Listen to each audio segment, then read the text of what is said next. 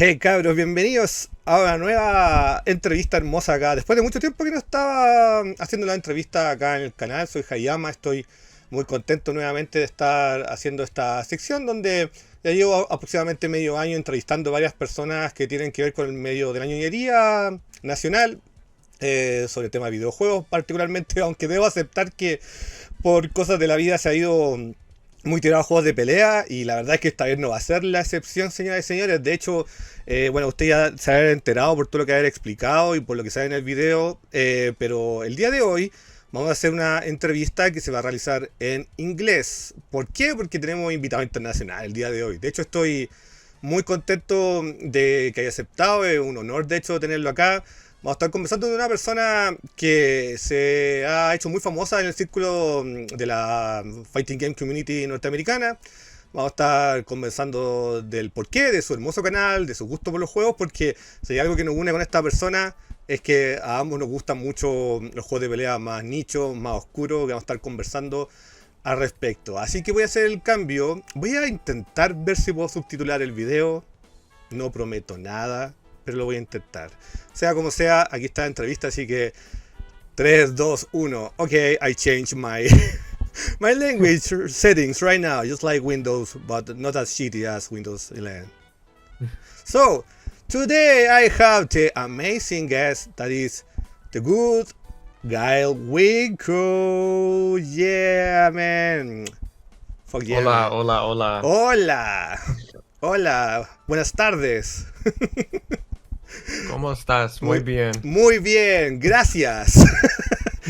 This is like a online Zoom classes right now, Yeah, or yeah. something like that. Okay, man. But first of all, thank you so much for accepting this interview, man. I appreciate that. I'm super proud of this because I respect your work so much. You are. I know that we have a age gap, but it's not really that big. But in you, I feel like to say how to say this. Like when I was younger, I have the same like motivation to try to say, yeah, I love this, I love that, and you have made this so amazing. By the way, this was not prepared, but I saw you today that I think you have now 100K subscribers on YouTube right now. Yeah, yeah, I Mm, just crossed that. I got the award yesterday. It's amazing, man. very, very surreal. And I just want to say, of course, thank you for having me. I think it's crazy that liking 30-year-old fighting games that no one else knows about can like bring people from like literally like other parts of the world together in like this format, you Yeah, know? because that's something kind of interesting, right? Like you make videos in English, but I can tell you that you have an international community right now, and people that say, "Oh yeah, Guy Wincott, he's cool. I saw his videos, and they're from here in Latin America. I heard even in Japan that some people that saw your videos, and in Europe too. So it's amazing, man. And I'm so happy to have you here right now. No, for sure. I'm very like, of course like English is like, America is like the most watched when you go to like my analytics and stuff. Yeah, But right below that is like mostly like all of like Latin, South America and stuff. And I I've said this before, but I feel like in like fandom and like fighting game fandom, especially in like niche games, I feel like no one is like more passionate than like Latin in South America, like in amazing. general. I feel like they go harder, and like I see all the comments in like different languages and stuff, especially like Portuguese and everything, and it's like, damn, like this is cool, because yeah, like I said, we're all connected, and I recently just got back from Japan, and it's like, oh, like I cannot speak any Japanese, even though I've been a weeb my entire life, so I should have, probably Where's the invested some time subtitles? into that, But like, I can see someone on like, a Karnov cab, and then be like, we have this language. We both know that Ray is bullshit, Yeah, together, we all talk the balloon speech. Yeah, yeah, Yeah, yeah, exactly. So it's very, very beautiful that like these random games can like bring us all together. yeah, they never die in a way. They're alive and kicking right now. So, well, of course, there are a lot of people that know your stuff, but for people that will meet you for the first time here in the video, please introduce yourself. Yeah, I'm GuileWinQuote. Amazing nickname. Thank you. It's because I used to go by Go Home and Be a Family Man, but that couldn't fit anywhere, so shortened it to GuileWinQuote. Even though I don't anymore, like I don't play Guile or like main Guile. Of course, I love Guile, you know, like in Super Turbo. I wish I could play Guile, but he's like he's a 9 to 5 character. Like you have to dedicate yourself to him in that game. You need to destroy some arcade stick in order to play well with him. That's why I play Boxer. Like I don't care, man. I'm just gonna grab you. But yeah, I make YouTube videos about niche poverty fighting games, and my whole, I guess, like thesis with my channel is that there are a lot of fighting games that I feel like don't get the representation, especially on YouTube, that they deserve. Because you know, to me, of course, like fighting games truly starts with Street Fighter 2, but from Street Fighter 2 to Third Strike, that's only 8 years. Yeah, it's crazy, and right? The genre progressed that much, because like nowadays it's like, you know, the newest Call of Duty is probably the same thing as like the Call of Duty that came out 10 years ago. Or, you know, Street Fighter 5, Street Fighter 6, we play those games for 10 years. Yeah. They last 10 years. So in the 90s, we had like a golden era of every developer ever trying to cash in on each other. And they were all making games. And all of them are unique, and they were all stealing from each other. Everyone was like seeing, oh, this worked here, this worked here. This genre has like progressed so much, but maybe it's like different for you guys in y'all's view, but in the American view, it was very like, we have the term like, you know, Street Fighter clones. Yeah. Everything is just everything is just like a Street Fighter clone, and these games weren't really getting any appreciation, even though like without them, we wouldn't get to Third Strike. You know, Third Strike would be a completely different game, you know, and so on and so forth. So I would just get on YouTube and see people talk about the fighting games that I like in a very uninformed way. Yeah. You know, they would either say it would suck, or it would be like, oh, you know, like the arcade mode is hard. And it's like, dude, no one, like, we're not worried about the arcade mode. So I just want people to appreciate fighting games from a casual level or like a hardcore level. Like, even if you don't like fighting games, or like, you know, you don't know how to do a Hadouken, I want to give you reasons like why these games are important and why they're cool. That was a little long-winded. Yeah, but and you have to say that I think. Yeah, that's the thesis. All fighting games are good. Even though maybe I don't personally think all fighting games are good. You know, all fighting games are good. Yeah, maybe the Master Fighter is not that good, but yeah. You know, but there's still something. There's still a story there. Yeah. You know, there's still something to like to see and appreciate in a weird way. You know, and you can understand the whole thing, right? When you see even the supposedly shitty games or bad fighting games, you can see the whole picture of how the genre has made an evolution with time. Yeah, because you already tell it. It was just 8 years, and compare like Street Fighter 2 World Warriors with Death Strike, is like, it feels like 100 years has passed in from a perspective of technique, how deep the game is. So, and well, I will tell you this right now. I always had this idea, even when I was a kid, that United States was always like this Capcom land. People always play Capcom fighting games, and that's pretty much it. Of course, it had Mortal Kombat too, and there was a time that Killer Instinct had that hype too at some point, but it's Capcom land for me. And you think about this, even Third Strike was kind of hated for a little time, right? So yeah, for sure. It's you know, I feel embarrassed to like say that, you know, it took almost 30 years of my life to like, for like King of Fighters to like click, and then when King of Fighters clicks, it's like, do I even really like Street Fighter? You know? But yeah, it is very, very, very Capcom, you know, centered. And it wasn't until Street Fighter 5 failing where other people were like, oh, okay, I could play another game. Because like during Street Fighter 4, it was like, why would I play any other game other than Street Fighter 4? you know? And even now, like getting someone to play, you know, KOF or, you know, Fatal Fury is like pulling teeth in America. Like it doesn't matter how much money they throw at it.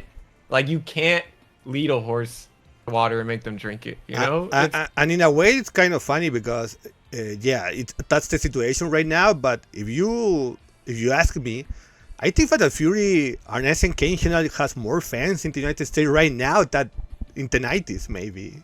Oh yeah, I do. I think there's been a lot of goodwill, especially because I think KOF 15 is like the best modern game. Like I don't think anything like is like close to that. We started strong, okay, man.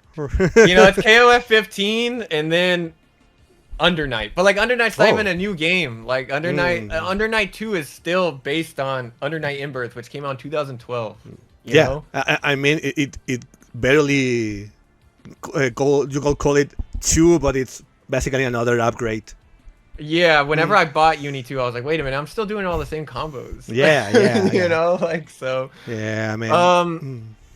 SNK, they're building up, but it's still like, I don't know, man. Like you just can't. It's so hard to get people to care, and I don't know what they could do. Honestly, I think it would take like Capcom like just failing again, you know, for like people to care. Like, yeah, I guess so. Even there was a time that Arc System Works was considered like a anime fighter creator, and people were like, nah, there are games for weebs and all that. But right now, Arc System is super big in the United States. Are making fucking Marvel game right now. So genuinely, I would have said that it was, you know, obviously Capcom's on top, and then it's, you know, it's Tekken.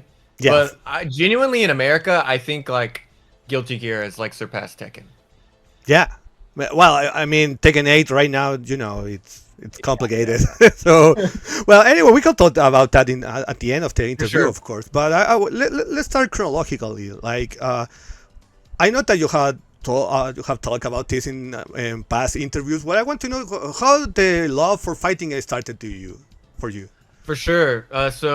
I was born in 95, so the consoles I was around, just like, you know, the first consoles that I remember like playing like vividly, you know, were the PS1, the N64, and the Genesis. Do y'all call it the Genesis or the Mega Drive? Yes. Here in Chile, it's called the Genesis. In fact, it was It was called Genesis in most places except in Brazil, because they had I don't know if you heard about this, but they had a company called Tecto and all that stuff. Yeah.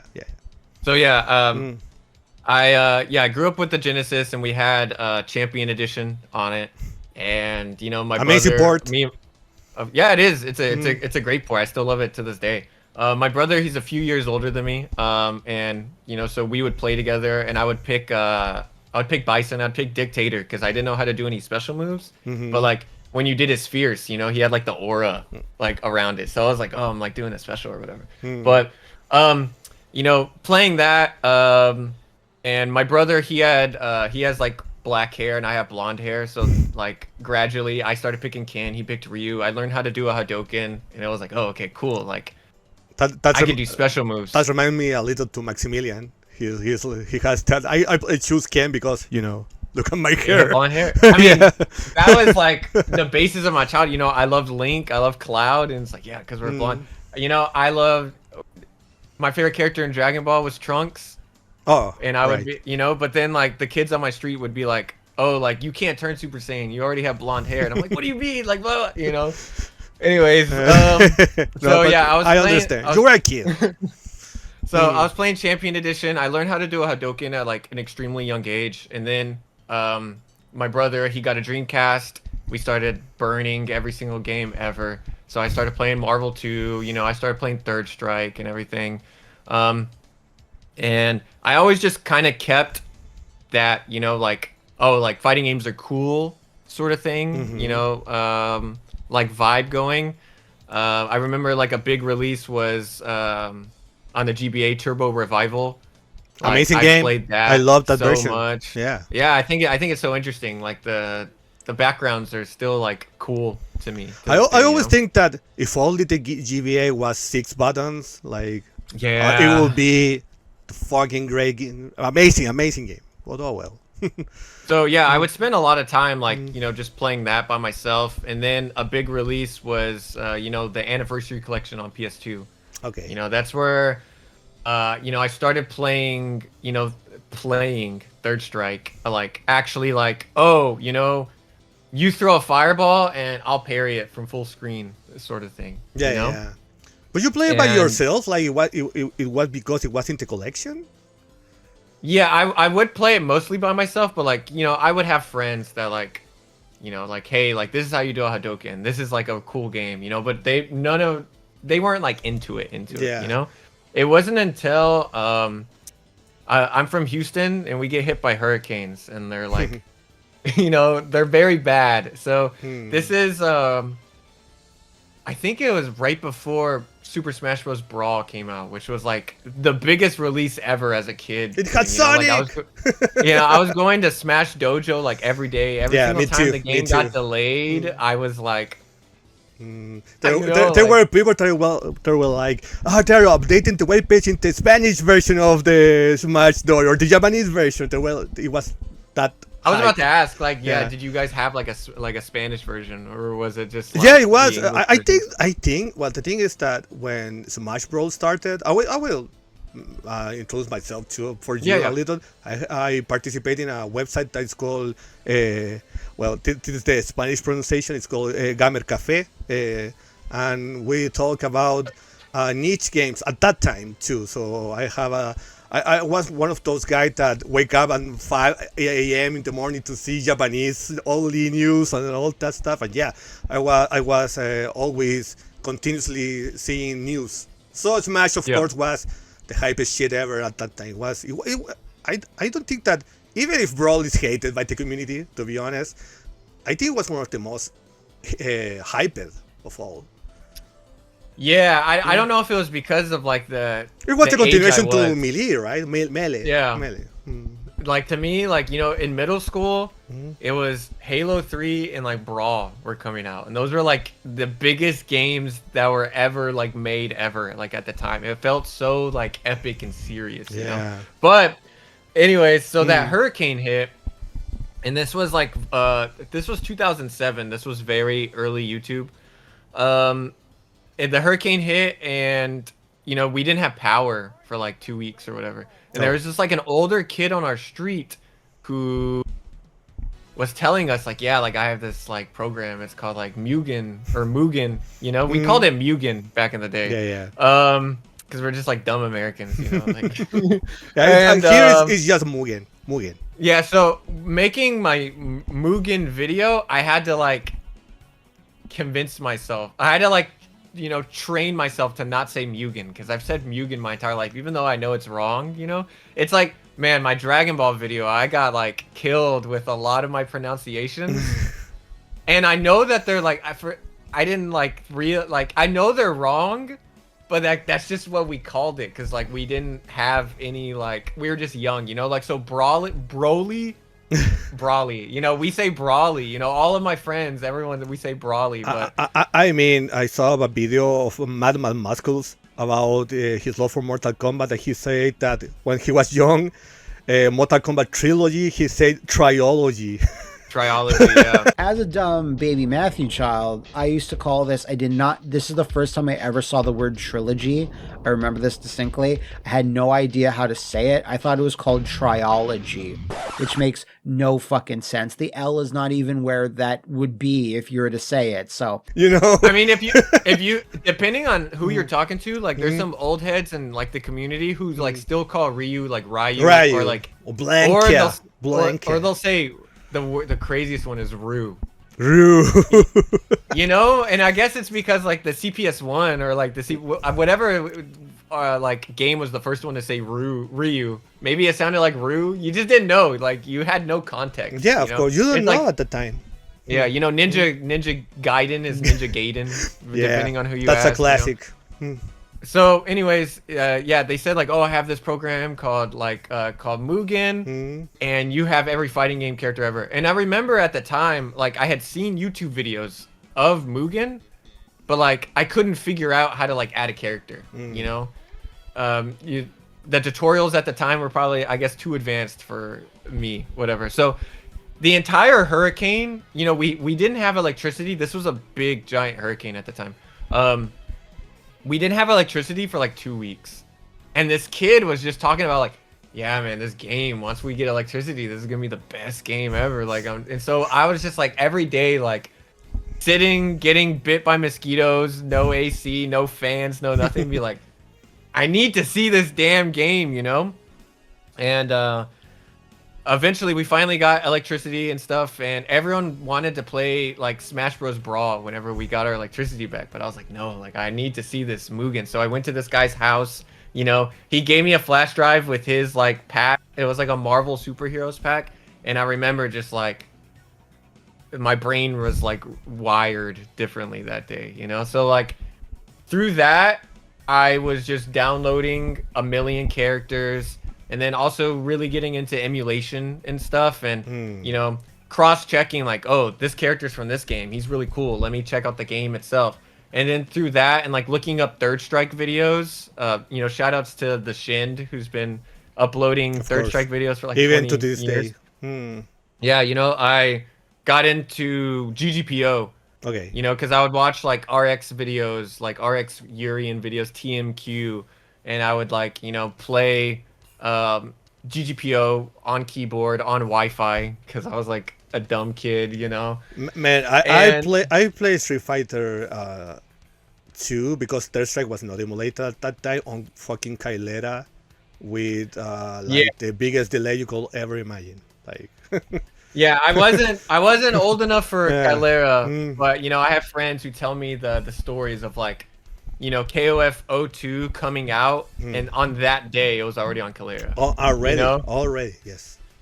Which it's funny, you know, sucks to be SNK, but I guess that's why they, you know, started making like PCBs of their late games because they didn't want them to get like hacked. Yeah, and it didn't work either. So yeah, so yeah, I was just like obsessed with Mugen. I found GGPO, which, you know, GGPO turned into Fightcade, which turned into Fightcade 2.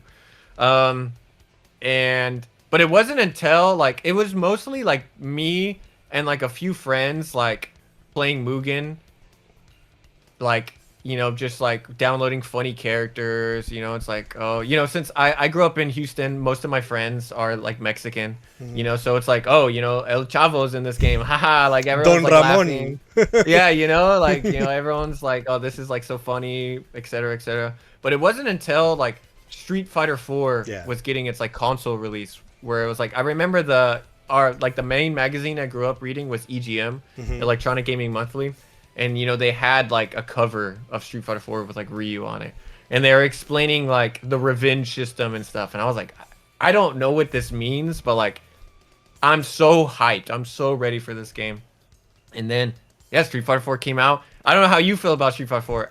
I love Street Fighter 4. Yeah, I know that you are one of those people that may put in a defensive way in order to talk about Street Fighter 4. It's fine, man. I will tell you this. Personally, I don't like it. But of course that I fully understand the importance of it. Like I always say that I don't like it, but you know, arcade stick makes cheap, and now I finally have an arcade stick on my home.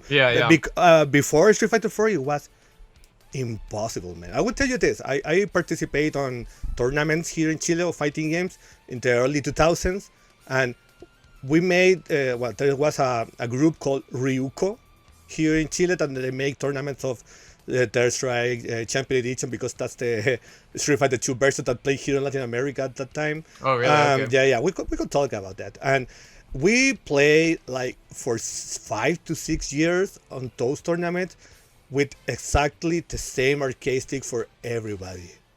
Like, there was just one guy, greetings to who also, that he brings his arcade stick. It was a double arcade stick, you know, and he put it on the tournament. Every single one played on them, and it was made on cheap wood. And in order to not make it move like that, because when you are playing, it moves like, he put like 4 numbers guides inside it. Phone books. Phone books in order to make it. You understand like how poverty was like. So Yeah, when yeah. Street Fighter 4 came out, everything makes much easier. I think that Street Fighter 4 came out just in time for streaming.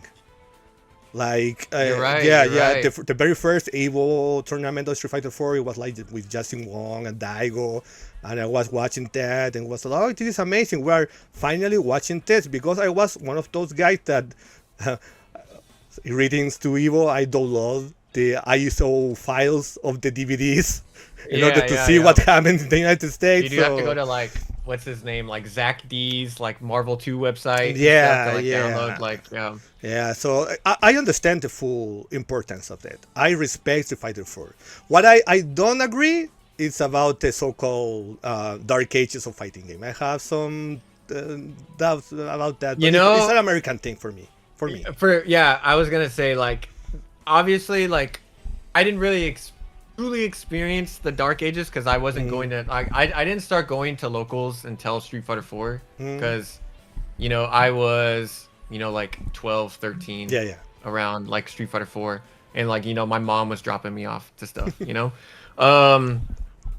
But yeah, like just living through the Street Fighter 4 era, being so invested in all of that, the way that people talked about fighting games that weren't Street Fighter, you know, like, because I know some of the old school like Guilty Gear players, I know, you know, some of the old school like Tekken players, you know, like we had like one of the Tekken 5 Evo champs is from Houston, you know, where I'm from and stuff. So, you know, I'm aware of all that, but yeah, like America's just Capcom dominated. There wasn't a main Capcom game, so it was like, I mean, personally, every time that someone says that, I say, man, the thing is that you need to be responsible for Capcom Fighting Jam. That game exists, man. That game exists, man. you know, I'm sorry.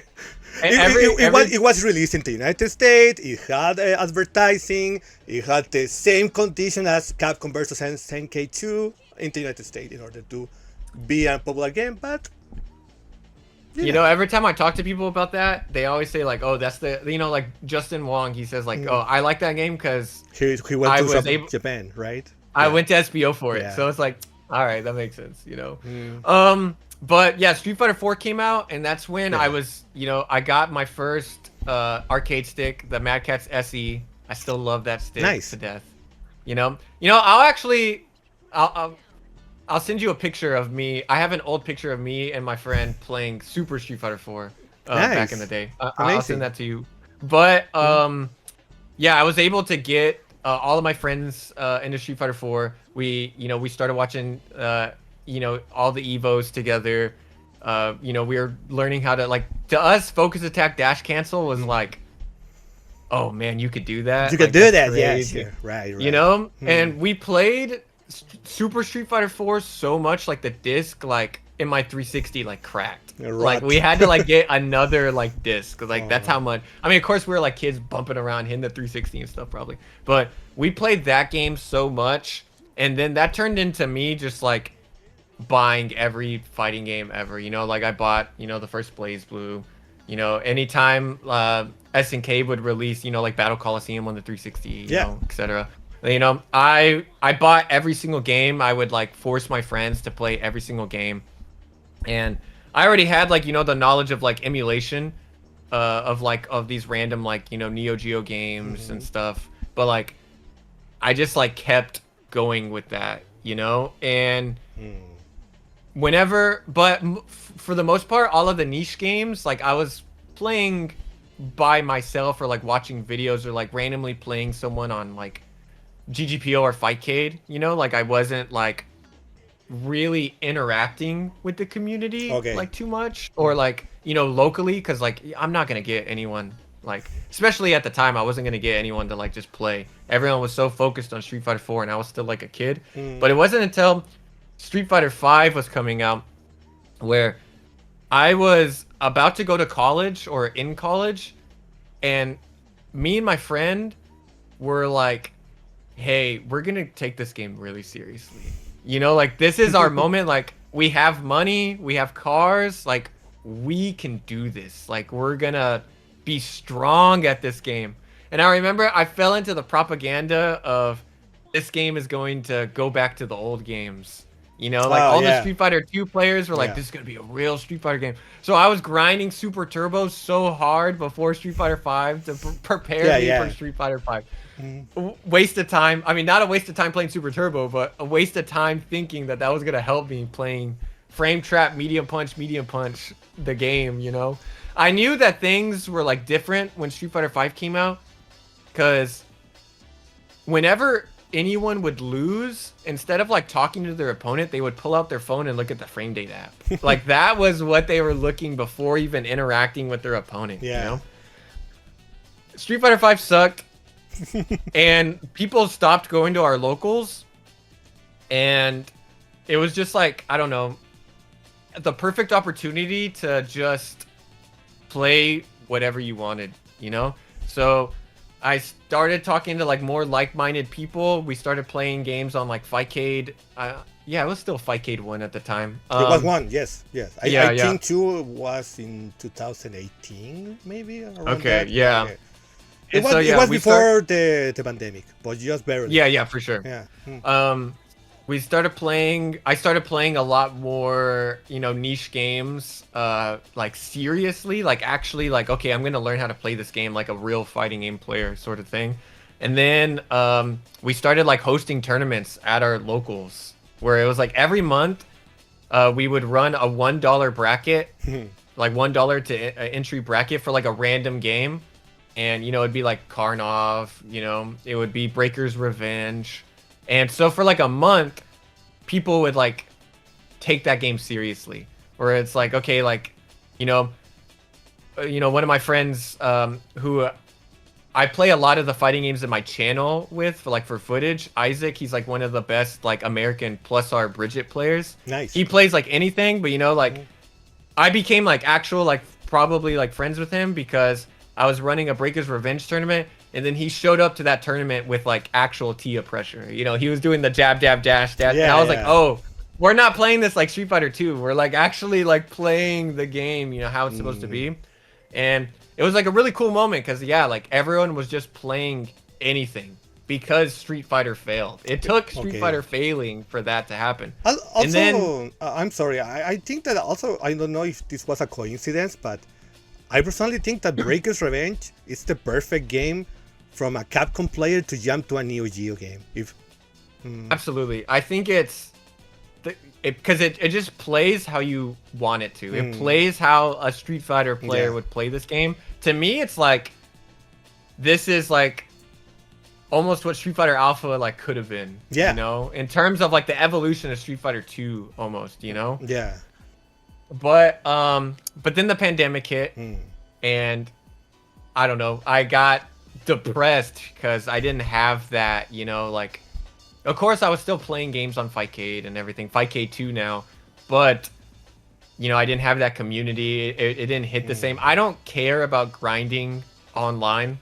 Yeah, ranks and all that stuff. For any fighting game, because, like, I have a local scene, you know? I have people I can play with. I have friends I can play with. And I wasn't able to as much, obviously, in that moment. So, like I said, I got depressed. I was just, like, doing nothing. You know, I played a lot of Rainbow Six Siege. That was my, okay.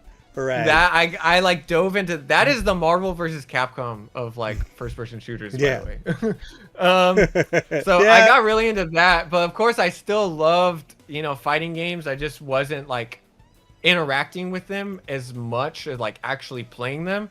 And at that time, you know, everyone was getting into YouTube, or you know, like getting into YouTube. YouTube was a thing, but people were like making like videos on like everything, you know, just because it was like a gold rush of like making a lot of money and like having a lot of free time in the pandemic. I would say that it was the beginning of this, I would call this like 6-hour video essay like of everything. Absolutely. Yeah.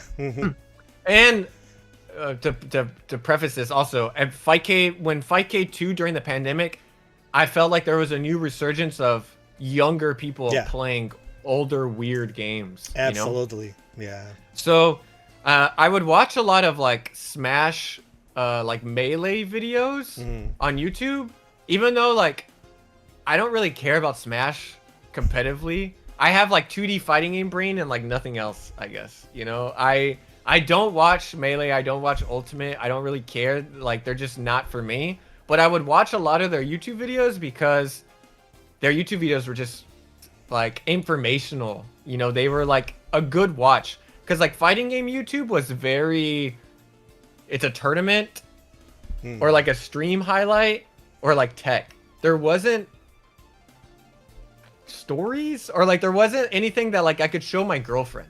You know, if I showed my girlfriend, okay, you know, like a video, she'd be like, okay, like, yeah, like they're playing the game. But if I showed her a Melee video, it'd be like, oh, that's weird, that's crazy, you know? Like there was so much going into it. So I just realized that, yeah, like a lot of the games that I like weren't being represented on YouTube.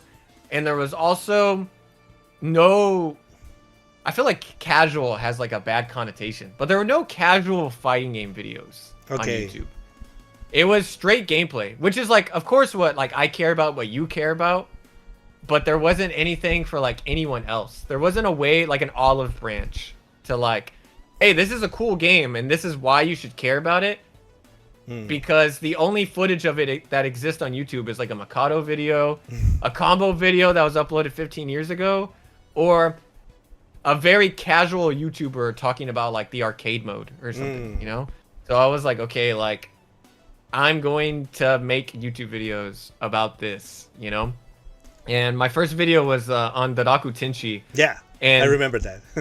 So like the thesis was like, this is not the best fighting game. This isn't a good fighting game per se as a fighting game player, but it's interesting because there's soul in it. You know, the game has soul, you know? I fucking love that game, man.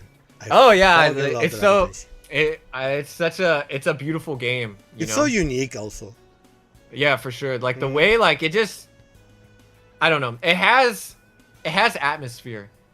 And I don't think a lot of I think a lot of fighting games do have atmosphere, but I think it's hard for a fighting game to have palpable atmosphere like that. Like you don't talk about Street Fighter about the atmosphere. No one says like the way E Honda stage makes me feel. You know, like, sure. It's like that stage in Daraku Tenshi that is like a bar.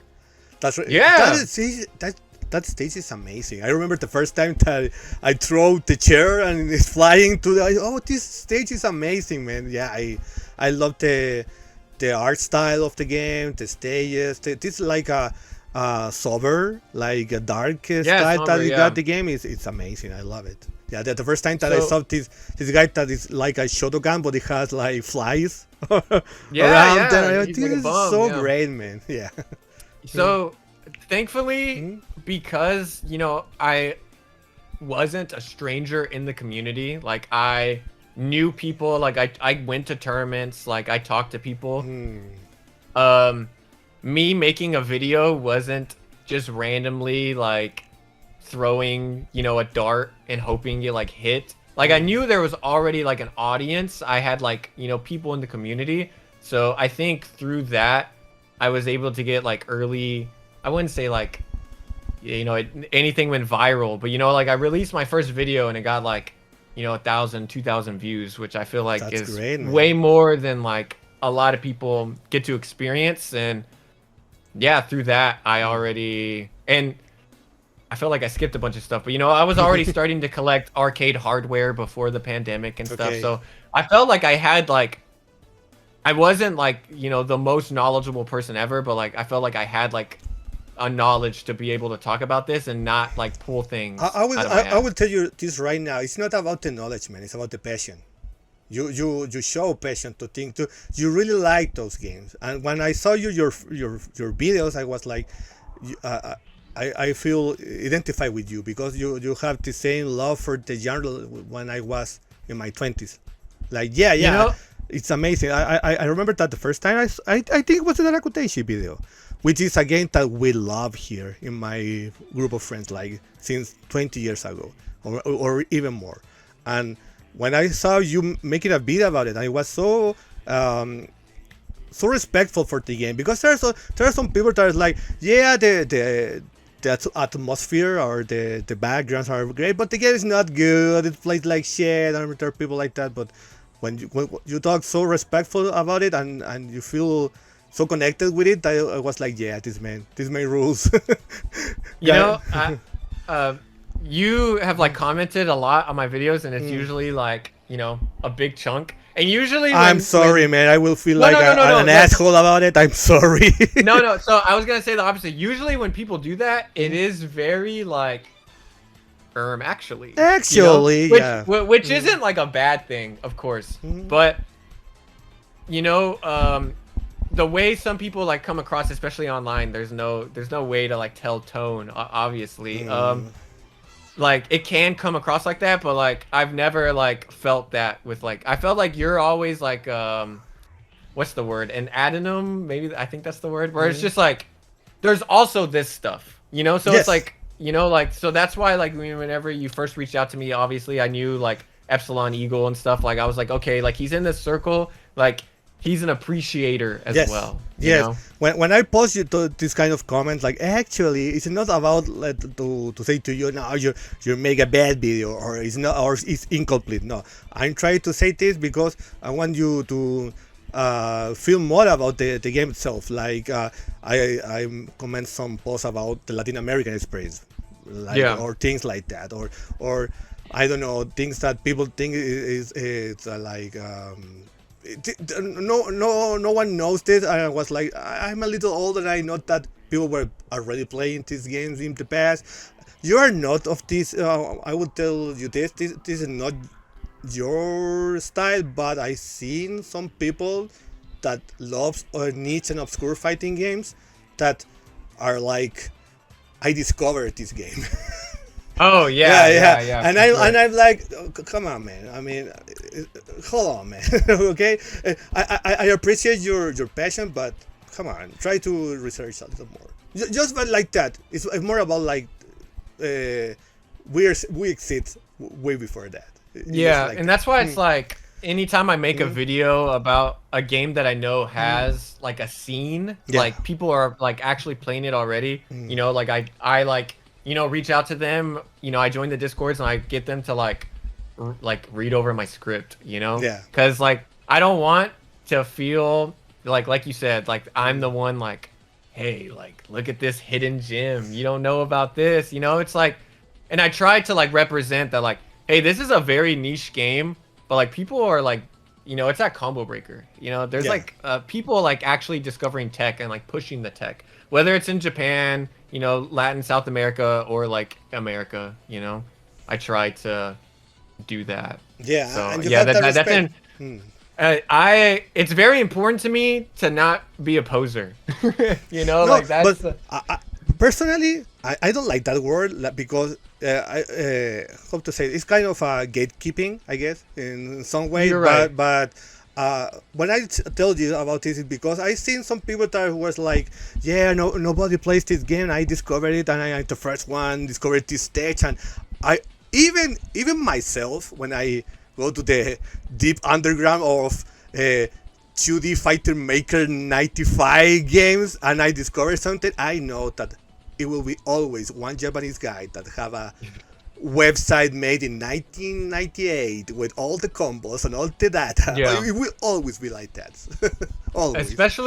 Especially during the pandemic, the Fight K2 like boom era, I felt like there were a lot of people who like they didn't want to play a game because like they loved the game. It was because they wanted to be the guy. Yeah. You know, I created the Discord. I'm the guy for this game. Yeah. There was a lot of that. I feel like it's kind of gone away now that there are mainstream fighting games that people actually like. Yeah. You know, people like Street Fighter 6, so they're not like doing that. That's like, fun. But during the pandemic, there was like nothing to play, so everyone was like, "I'm gonna play this. I'm gonna be this guy. I'm gonna be this guy." You know. But yeah, go ahead. No, I was gonna say that the other game that I remember that people were kind of hyped in the pandemic was Grand Blue, but it was released with delay netcode just in time for the pandemic. The last local I went to before the pandemic was when Grand Blue came out, and I was like, ah, this game is. I was like, man, this game's like Super Turbo, with like it's not like Super Turbo, but in my head at that time I was like, this is the closest thing to like Street Fighter 2, but there's like 30-second supers, and that I hate, you know. Okay. But besides that, this is like a cool game. But then pandemic happened and I didn't play it again until like 4 years later. So yeah. Well, anyway, the thing is that you have this. I would say this advantage that you were into the Mugen stuff. So I personally think that makes you a little more tolerable to niche fighting games later. But what was the time that you say to yourself, I think niche and obscure fighting games is my thing, like for real? Definitely Street Fighter 5 failing like that, okay. where I was just like, all I'm going to play, like all that I played during like from Street Fighter 5 to, you know, the pandemic was like niche fighting games, or like smaller fighting games. But besides like Exard, you know, like I like Exard a lot, so I'd play that. But yeah, I really got into Vampire Savior at the time. I would say my favorite fighting game of all time is Vampire Savior. Nice. I think nice that is fighting game designed to like its most experimental to me, because like none of the mechanics or anything makes sense on paper. They're like kind of bad on paper, you know, and a lot of characters have like really ridiculous like motions and inputs, you know, like Shinko Lele, her Tenreiha, like the overhead ball super, you know, that's like, what is that? I don't play her. That's a light kick, heavy kick, medium punch, up. Yeah, you know, and it's like, what? You know, like that doesn't make any sense, and there's like no, you know, precedent to that, but because of it, the input is so weird, she's able to hide it in so many ways, and like with the chain system, she's able to do so many cool stuff with it. And it's like, man, you can't get that literally anywhere else. That is like the coolest fighting game to me. So but I play Fish, who's like the most stupid character. I play Felicia, and it's super easy compared to other characters. I mean, you know she's Chun, man. You know what happened to me with the Vampire Savior? I love the game. I love the game. It's one of the greatest fighting games ever fucking made. Especially the 2D work, the sprite work is like. I know that Third Strike and Garou, Mark of the Wolves, got a lot of these. These are the most amazing 2D fighting games. Even Martial Masters, that has an amazing sprite work. But for me, Darkstalkers has the best because it's like a cartoon show. Like making all those expressions, like as a animated cartoon, is so hard. As an animator, it's so hard to do, and I always have so impressed by the quality of the game. But I will say this. I love the game, but I never feel like this is stupid. I don't deserve to say that it's my favorite fighting game because I suck so much at it. Like being good at Vampire Savior is so hard.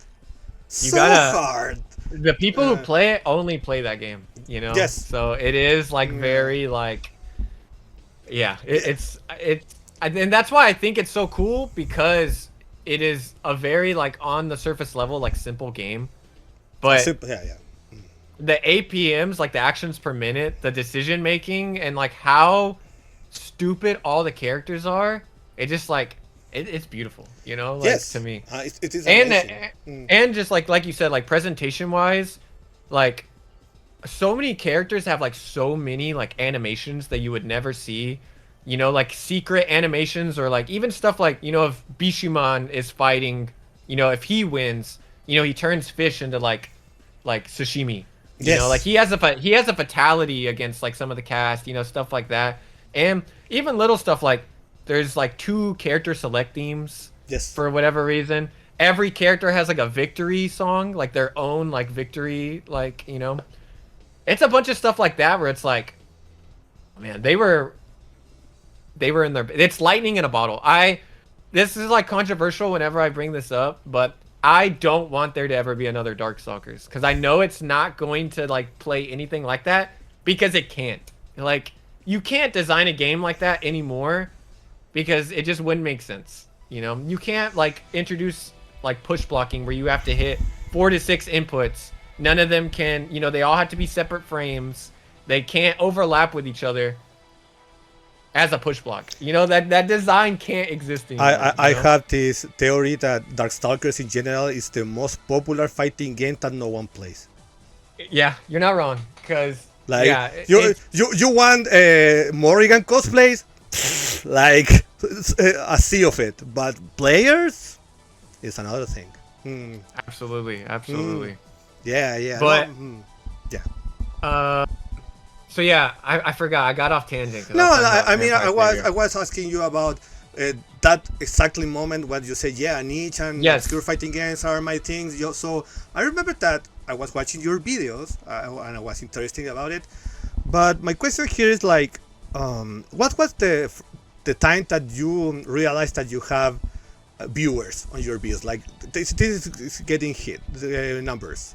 Yeah. I think it was the first moment that was because I would, you know, I released videos on Survival Arts. I released videos on Super DBZ, which, man, I can't even watch my old videos anymore. I want to like redo them, you know, at this point. Imagine me that I was making podcasts 20 years ago, and when I heard myself, like I want to kill myself. Like, man, yeah, it's bad. But I think it like the one where I was like, oh wait, this is like, I hate to, this sounds corny. Like a hit was like Buriki 1. Buriki 1, that was the one where it was like, oh, like this is like a bigger deal to like, you know, it was very, I want to say, I don't want to say clickbaity, but like I knew that it was like, oh, like this is the SNK game you can't play. Like obviously that's just automatically interesting. You know, like I made the Tupperware sticks, you know, I had to record from like the actual arcade board, you know. I was like making it, I was like, I have to put everything into this because I know like this is important, you know. Now when I think about the video, like I cringe because like I was never into like wrestling or MMA or Pride or anything. But now I have a lot more knowledge of like the Pride championships, and it's like, man, I don't even talk about any. This game is obviously all about Pride. The reference, and I don't talk about any of that. You know, like I'm so like ignorant on that it's like embarrassing to me now. I wish I could go back and like fix that. You know, but Buriki 1 was the one where I was like, oh wait, like this is getting like kind of serious, I guess. Where that was like the first thought where I was like, oh, like I could get 100,000 subscribers or something, you know, like I could keep this going and like people are going to watch. Because that was also the time where like, you know, I had like Macme Muscles and like Justin Wong like retweeting the video and stuff. And I was like, oh, like this is like, yeah, this is kind of crazy, you know? Yeah. So I think that's when I had like viewership before and it would be like, you know, like 5 to 10,000, which is like great, you know, great, especially with the stuff that I was talking about. But that was like, oh, I'm getting like 30,000 video like views on this. It's like getting 50,000, and it just kept going up and up and up. And I was like, oh my god, like this is like not viral, you know, but it was like, oh wow, this is getting a lot. From the perspective of fighting game, is viral. Yeah, because I mean, yeah, it has like 600,000 or something, and it's like, how does a Buriki 1 video have that? And then when I went to Evo that year, you know, I got introduced to the SNK guys, like, oh, this is the guy who made the Buriki 1 video. Really? And I was like, oh, yeah, you know, I was like, oh, okay, like that put me on the radar of like people in the industry and stuff, you know. So I was like, okay, like I gotta push this now, you know. You want to laugh? You want to laugh a little? Yeah. Have you ever heard about this shit that is like, when GuileWinQuote makes a video, the game is released a week after? Yeah. In the case of Buriki 1, do you know that the game was emulated like for real this time this year on Yes, I did. And people finally can see your video and actually play the game. Yeah, with like nice sound and stuff, you know. So and that happened like like this month or something, like within the month, you know, 2 months ago, something like that. Yeah. But it's cool because like after I made the video, unfortunately, I mean, since it was like popular, the price of the Buriki 1 board has gone up so much. Man. Even when I bought the board at the time, it was expensive, which is crazy because if you look at old forum posts, you'll see people sell the entire Hyper Neo Geo 64, like every game, for like $100. Yeah. No one wanted that thing at all. I have a friend that have a Hyper Neo Geo 64 with Wild Ambition. It cost like, I don't know, 150 or something like that. It was super cheap.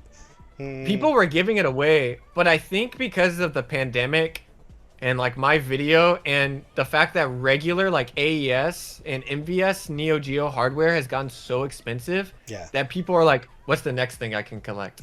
I can't afford this, so let me afford like this. You know, I could beat this guy. So now Buriki 1 goes for like 600, 700 USD, which is it's like, that's crazy. It's a cool game, but like, come on, guys, it's not like, you know, the most amazing game in the world, this sort of thing. But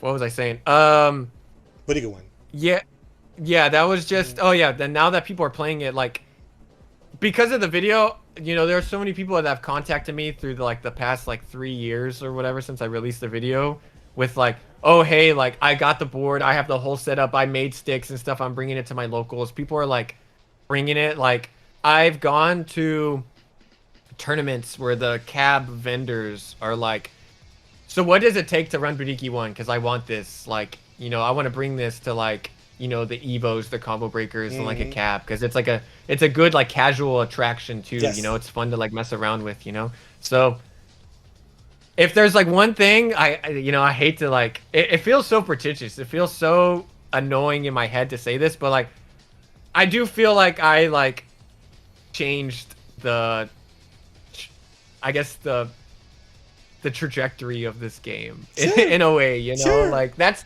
like the one that I'll say like, okay, like this is like, I will say that I am responsible for like this like going up, because I saw the price go up and I was like, oh shit, you know. Man, I would say this: you don't need to feel ashamed of that. You did it. What you don't need to say is that no fucking body played Buriki 1 before I discovered. That's the problem. But you never say that, so it's fine. It's fine. You know, every time I talk about games, I want it to be known that it's from a Western perspective. Yes. You know, and not like anything in South or Latin America, or especially Japan, because it's like, since obviously I'm in the West, I know who are playing these games. I know that like, you know, this game has like 6 people, but they're super dedicated. But I know that I saw like an HO video 20 years ago, you know, of people playing it. So yeah, I always feel, because with what you said about Vampire Savior, you know, you don't feel like you can call it your favorite game. A lot of these games, I feel like I am a visitor to. Like, I'm, you know, whenever I decide to make a video, you know, like I've just like, I go all into this one game. All I'm doing is playing this one game. I'm watching a bunch of footage of this game, but I'm never going to say it's like my favorite game. You know, I'm not going to enter a tournament for it, because, you know, like I'm probably not at that level, and I'm like an outside appreciator for the most part. Yeah. So yeah, I need to like, I want to get that, you know, point clear when I'm making a video, that like, because whenever I make a video, I feel like there is a perception that like I have to be like great at the game, or like, oh, like, yeah, he's like a player, you know. But a lot of the times it's like, you know, like the Oscar 120% video, that game is like, if you play like the actual scene, like I can't keep up with that. You know, like they are dedicated to that game. They have a weekly tournament. Yeah, that's like a very nuanced game. You know, I entered it at Combo Breaker. I went like 1-2 or 2-2 or whatever, but like never in my head am I thinking like, oh, like I'm gonna win this tournament or anything like that. I'm here to like, you know, get the story across and hopefully get people invested in that game. You know, like they see it in the video and they're like, this is cool. But I still, of course, want to talk about it from a perspective of some kind of knowledge. You know, like I think I've played enough fighting games, and by playing like top players, I can understand the idea of how to like this game is supposed to be played. But, you know, I'm never going to go in and say like, yeah, like this is my game, or like I want it to get across that like I'm a top player for this just because like I'm talking about it. Yeah, sure. I would tell you this, that when people ask me why Third Strike is my favorite fighting game of all time, my answer is always the same. It's because I met my friends there.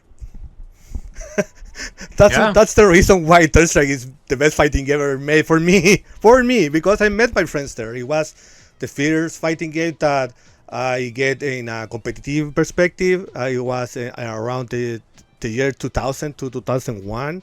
The game was released on CPS3 and was on my local arcade. And at that time, here in Latin America, most people that will tell you that Third Strike was super obscure, that no one played it. But Chile it's a weird country. we always had this community of Third Strike since day one. Okay. And, you know, that's, yeah, because at, sorry to cut you off, but sure, at sure. Evo 2024, where they had Third Strike, I actually had one of my friends was playing his tournament match against a Chilean player. Chico PS2? No, it wasn't him. He's sick. He's super sick. But it wasn't him. It was someone. I couldn't tell you the name. But at the setup, it was a group of Chileans, like 10 people, like cheering against my friend. And my friend was all by himself. He was like looking over. And I had to be his corner. It was me versus like 10 Chileans, you know? So I understand that, like, yeah, you guys go hard in Third Strike. Like, yeah, it's not, I can tell you a little why I think that happened here in Chile. It's because Third Strike was more like a university game. Because KOF was more like an arcade game everywhere. Everybody plays here in Latin America. Here, well, you know, SNK here is a religion. But in the case of Third Strike, in Street Fighter 3 in general, it was kind of similar to what happened in the United States. Like New Generation was released and people were like, what the fuck is this shit? Nobody played it. I played it because when New Generation came out, I was into anime in general. I was like, oh, it is like anime. Like, the sprites are so amazing. It's a little like the movie, just like Street Fighter Alpha. So the 2D work, it was so impressed to me, it was so amazing to me that I played it and I love it.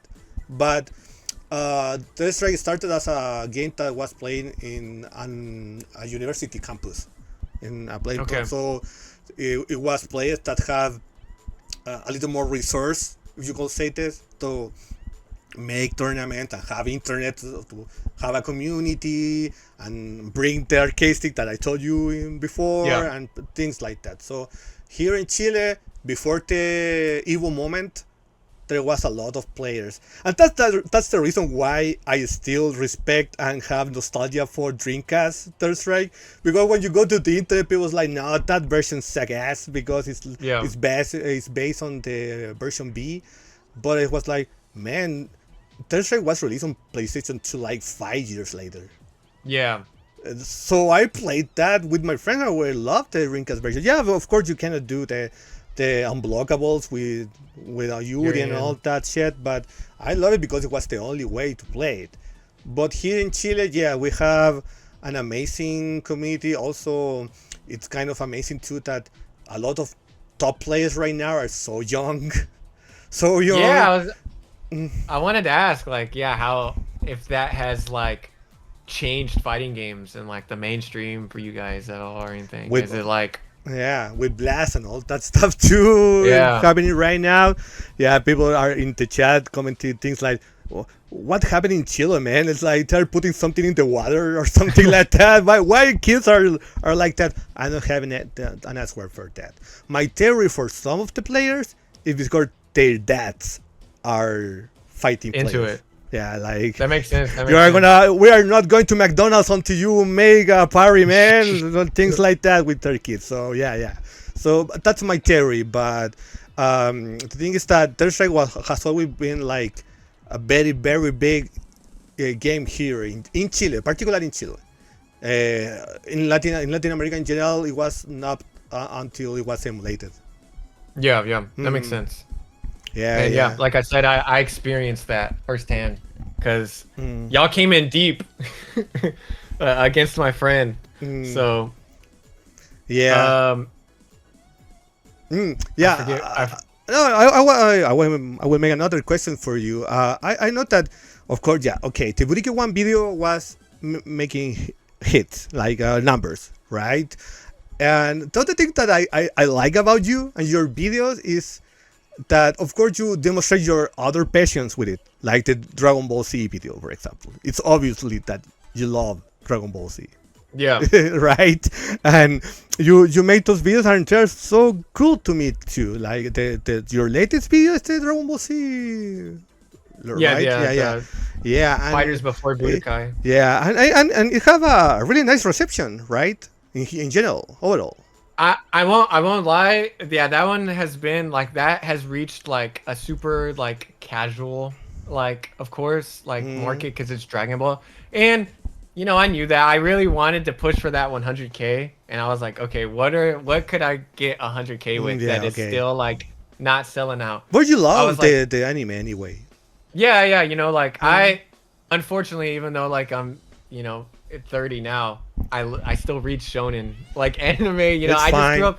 You know, it's funny enough.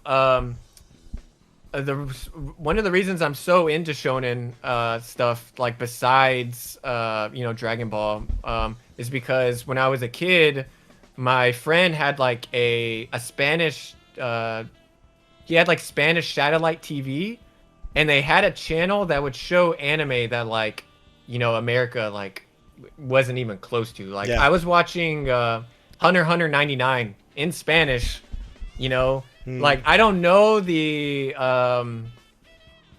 like I didn't know what they were saying or anything, but I would go to my friend's house and watch that. So like whenever I think of the Hunter x Hunter intro, the the Spanish version comes in my Yeah. head before Yeah. the Japanese one, you know. Yeah. So and through that, like you know, I started reading like Weekly Jump, and I started, you know, Jump Ultimate Stars, Jump Superstars, Jump Ultimate Stars were like, I don't know, were R4s like big in Chile?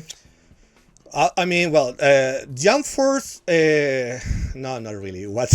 No. To be honest, no. Or like, not Jump Force, but like, you know, like on the DS, like the flashcards R4. Yeah. I will tell you my experience with Jump Force. Of course, people were like, "Oh my God, it's like a dream fighter come true." It was even bigger than Smash Brothers because it was like Goku versus fucking Hanamichi Sakurai from Slam Dunk or things like that. Yeah. So or Tsubasa from Captain Tsubasa and things like that. So people were like, "Oh yeah, this is amazing." Also, I will say this, that at the same time, on PlayStation 2, Battle Station Dawn was released and people hate that game. Like Yeah. that game sucks, man. I'm sorry.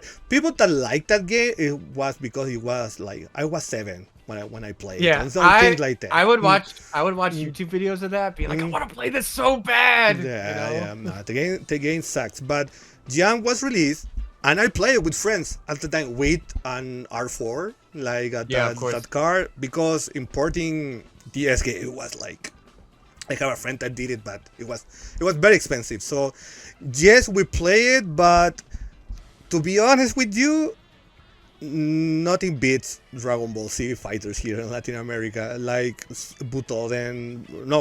I mean, well, Butoden they played in the 90s too, but Tenkaichi Budokai and all that stuff. It was so big that even I know that you probably noticed, but even today the game is hacked. Even to this day, and I know that even in the United States, the Latin American hacks are kind of a meme there.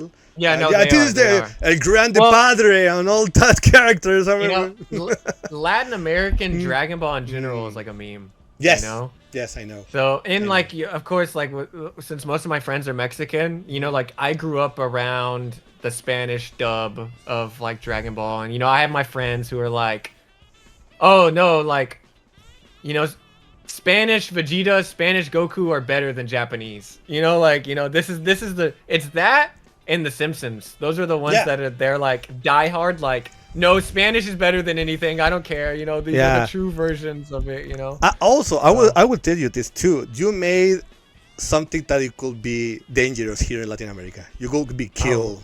You could be killed in the street. You say that Dragon Ball Final Battle was bad. You know, that was crazy to me. I'm still getting comments to this day, like a month later, saying like, "You're an idiot," like Yeah, Dragon Ball yeah. Final, and I'm just like, "Let's be serious, guys! Like, come on, man! The game Like, play sucks, the man. game again." I played when it was released in Japanese. Because I know that there was a American release in '97 that is super expensive right now and Yeah, things like that. extremely rare.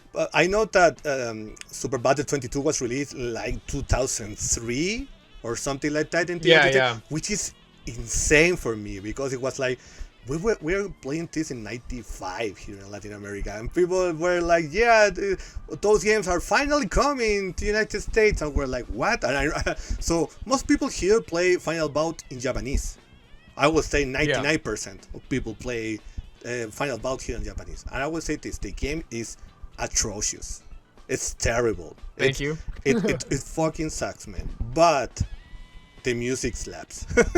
Oh yeah, the music, even that, and like Ultimate Battle 22. I know I kind of like praised Ultimate Battle 22 in the video, not like seriously. I just thought it was unique that it actually had text. It actually have combos. Yeah, which is like important, you know. Yeah. But like, yeah, the music in all of these games were just like, you know, amazing. Yeah. But yeah, sorry to derail. You were saying Yeah. that like I throw like other passions or other interests in my videos, you know. Yeah, Mugen, for sure it was kind of a personal video because you of course you can say this is Mugen, you don't love the characters here, but you tell why you love it, and I like that. Yeah. I really like that. I like when you say yes. I'm making those videos because I want to tell you my experience with that. Because right now you can go to Wikipedia and read about it, but I always appreciate the personal stuff, the human stuff. And I will tell you why I love obscure and niche fighting games. Why? In my case, and my friends too. I know that esports and all that stuff is cool and important, and of course I'm happy that you can be a professional. Like I follow Tokido since the early 2000s, and I'm really happy to see him being so amazing on everything he touches. It's amazing. Yeah. That he's my favorite Japanese player, fighting games. But even with that, the real reason why I love fighting games is because I was an arcade player, and even that the quality of the game was of course important. For me, the best thing was the relationship with my friends and people and rivals with that. Sometimes I go to an arcade. I didn't have money, which was kind of normal here in Latin America, and I go to arcades anyway because I wanted to talk with my friends, and people invite me to play. Yeah, let's play a credit and let's go to eat something later, and I wanted to recreate that because thanks to that, I meet games that mostly no one plays, and we're like, no, let's give this a try, and we play a lot of stuff that they are super obscure in the United States, but here in Latin America, or especially in Chile, they are not. I always tell this, and people from the United States, it's like, what the fuck? Here in Chile, the very first version of Power Instinct 1 was huge. Really? Yeah, that's weird. Huge, and the reason was because there was a bootleg that was super cheap for arcade owners. Okay. So that game was like in '93 you go and it was like Street Fighter 2, Rainbow Edition, a bootleg of Mortal Kombat 1, and World Heroes 2, and Power Instinct. In that line, and because of that, I try to revive that. I have better memories with my friends. Say, oh, this is amazing. I always remember that when people told me about what's your favorite fighting game moment, for example. And people like, when I made this combo or this match in Evo or things like that. And for me, it was like, I think one of my favorite was when I saw the ending of Art of Fighting 1. It was a movie. It was a movie that I like. My friends were watching the camera. I was, look at this, the ending, and people were like, I would tell you, like 20 people watching the ending. I say, oh, this is amazing. That's and this is a boomer stuff, of course. But I mean, that's beautiful. yeah, like, I wish I experienced that, you know? Yeah, like oh my God, Robert and Rio fight with Mr. Karate, and Karate is their father. Oh my God, like it was a Star Wars moment in a way. So that's what I trying to revive with niche and obscure fighting games, because how to say this, like I feel that again with niche fighting with my friends, like discover that moment. Like, oh, you see that? That's amazing. That makes a lot of sense. I guess that like kind of another reason why I play so many different games is because like I do think the discovery process of a new game is like the most interesting thing. You know, like I want to see how it works. I want to like, you know, figure out how the combo system works. I want to figure out like what like weird mechanics. Like that's like the honeymoon phase. Like. Of like first playing a game, like a fighting game, is like what a fighting game is all about to me, you know, personally. You know, like not even like, you know, like I enter tournaments, I run Vampire Savior and Alpha 2 at Texas Showdown and stuff. But honestly, like to me, the bracket is like the worst part of a tournament. A lot of the times, you know? Yeah. Because it's like for waiting around, for like playing games. I know personally I'm not gonna win, you know. But so it's like the best part of the tournament is like getting everyone together and playing or like hanging out. It's after the tournament that's the best part of the tournament. Yeah, absolutely. I agree with you. I agree with you. Yeah, you're right. I want to tell you that in the 2000s, because how to say this? I don't believe in the dark age of fighting games. I prefer to use the term. I don't know if you have heard this, but I prefer the Japanese term that they use. Do you know it? No, I don't. They say that era is the winter era of fighting games. The winter era. I prefer. It's more like, I kind of agree. I kind of agree with that. It slowed down. And at that time, KOF 2002 was released, and here was like super big and all that stuff. But of course, that if you like fighting games, there was this time that. The American industry was like releasing a lot of FPS and very Western games, and tastes changed. So I was like, I love Japanese gaming. I love it. Was the reason why I'm playing. So I started to search what happened there thanks to internet, and I discovered the doujin scene, for example. I discovered Melty Blood, for example. I discovered a lot of these doujin games that it was amazing for me, because it was like there are like 3 or 4 people making a game in their room, like, and it was like for love to what they like, and it was so amazing for me. That was super big for me. And I know that I would say that this too. One of my favorite videos of your channel is your Hinokakera video. Yeah, and I had a hard time like explaining what you just did, because like I was thinking like in the Hinokakera video I had to explain what Dojin is, and I don't know if it's the same over there, but in America Dojin is like porn. It's just like you're looking at hentai. You know, like that's what it is. So, and I've gotten comments like, why wouldn't you just say indie? But I feel like there's a different spirit behind it. Because like to me, like the Dojin spirit is you're an enthusiast making something for other enthusiasts. You know, like just the fact that you have Hinokakera or you have Akatsuki Blitzcomp or Melty, you are someone who's in the know. You know, that you're not a casual at that point. You had to have gone out and searched for it. Yes. So you're making this art with the assumption that whoever is going to perceive the art is also a fellow enjoyer, you know? While indie, in my sense, and like the English term is just like, I don't know. It makes it sound like I'm discrediting what indie is, but like I just feel like the goals and the ideas and the circle is like, I mean, that's a Japanese term that they use a lot. Circle. Yes. We're in a game circle. You know, we're a collective. You know. Well, I feel like in in indie, you're not necessarily making it for like a targeted hyper demographic. You're just an independent creator making something, which is still cool. It's amazing. You know, It's just different. That's all. Yeah. The culture is just different. The Yes, culture is just exactly. different. So yeah, it was very important to me to like get that across in that video that like, yeah, this is one guy who's making this, and the people who were absorbing it were also freaks like him. You know? Absolutely. So- Yeah. I have the blessed that meet in Japan a lot of people that was into the doujin scene in the 2000.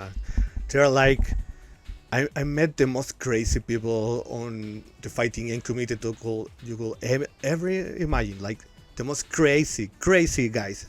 I never told this to my friends, but I met a Japanese guy that I was in his house because we gathered with a bunch of friends there, and he's Japanese, of course, and he is no meme, no joke, the #1 fanboy of Rise of the Robots that I ever met in my entire life. Man, you always hear like about that. It's like, oh, you know, there's the joke that's like, who's the Japanese weeaboo for The Simpsons or Yes. King of the Hill or Rise of the Robots? That's Rise crazy. of the Robot. He has the Amiga collection with the floppy disk version of Rise of the Robot. And I say, man, I will tell you this. Kore wa kuso game desu. This is a kuso game. And he was, hi, so this. Yeah, yes, of course. Yeah, and they're like that. So it's so easy in Japan to have these hobbies and try to, how to say this, that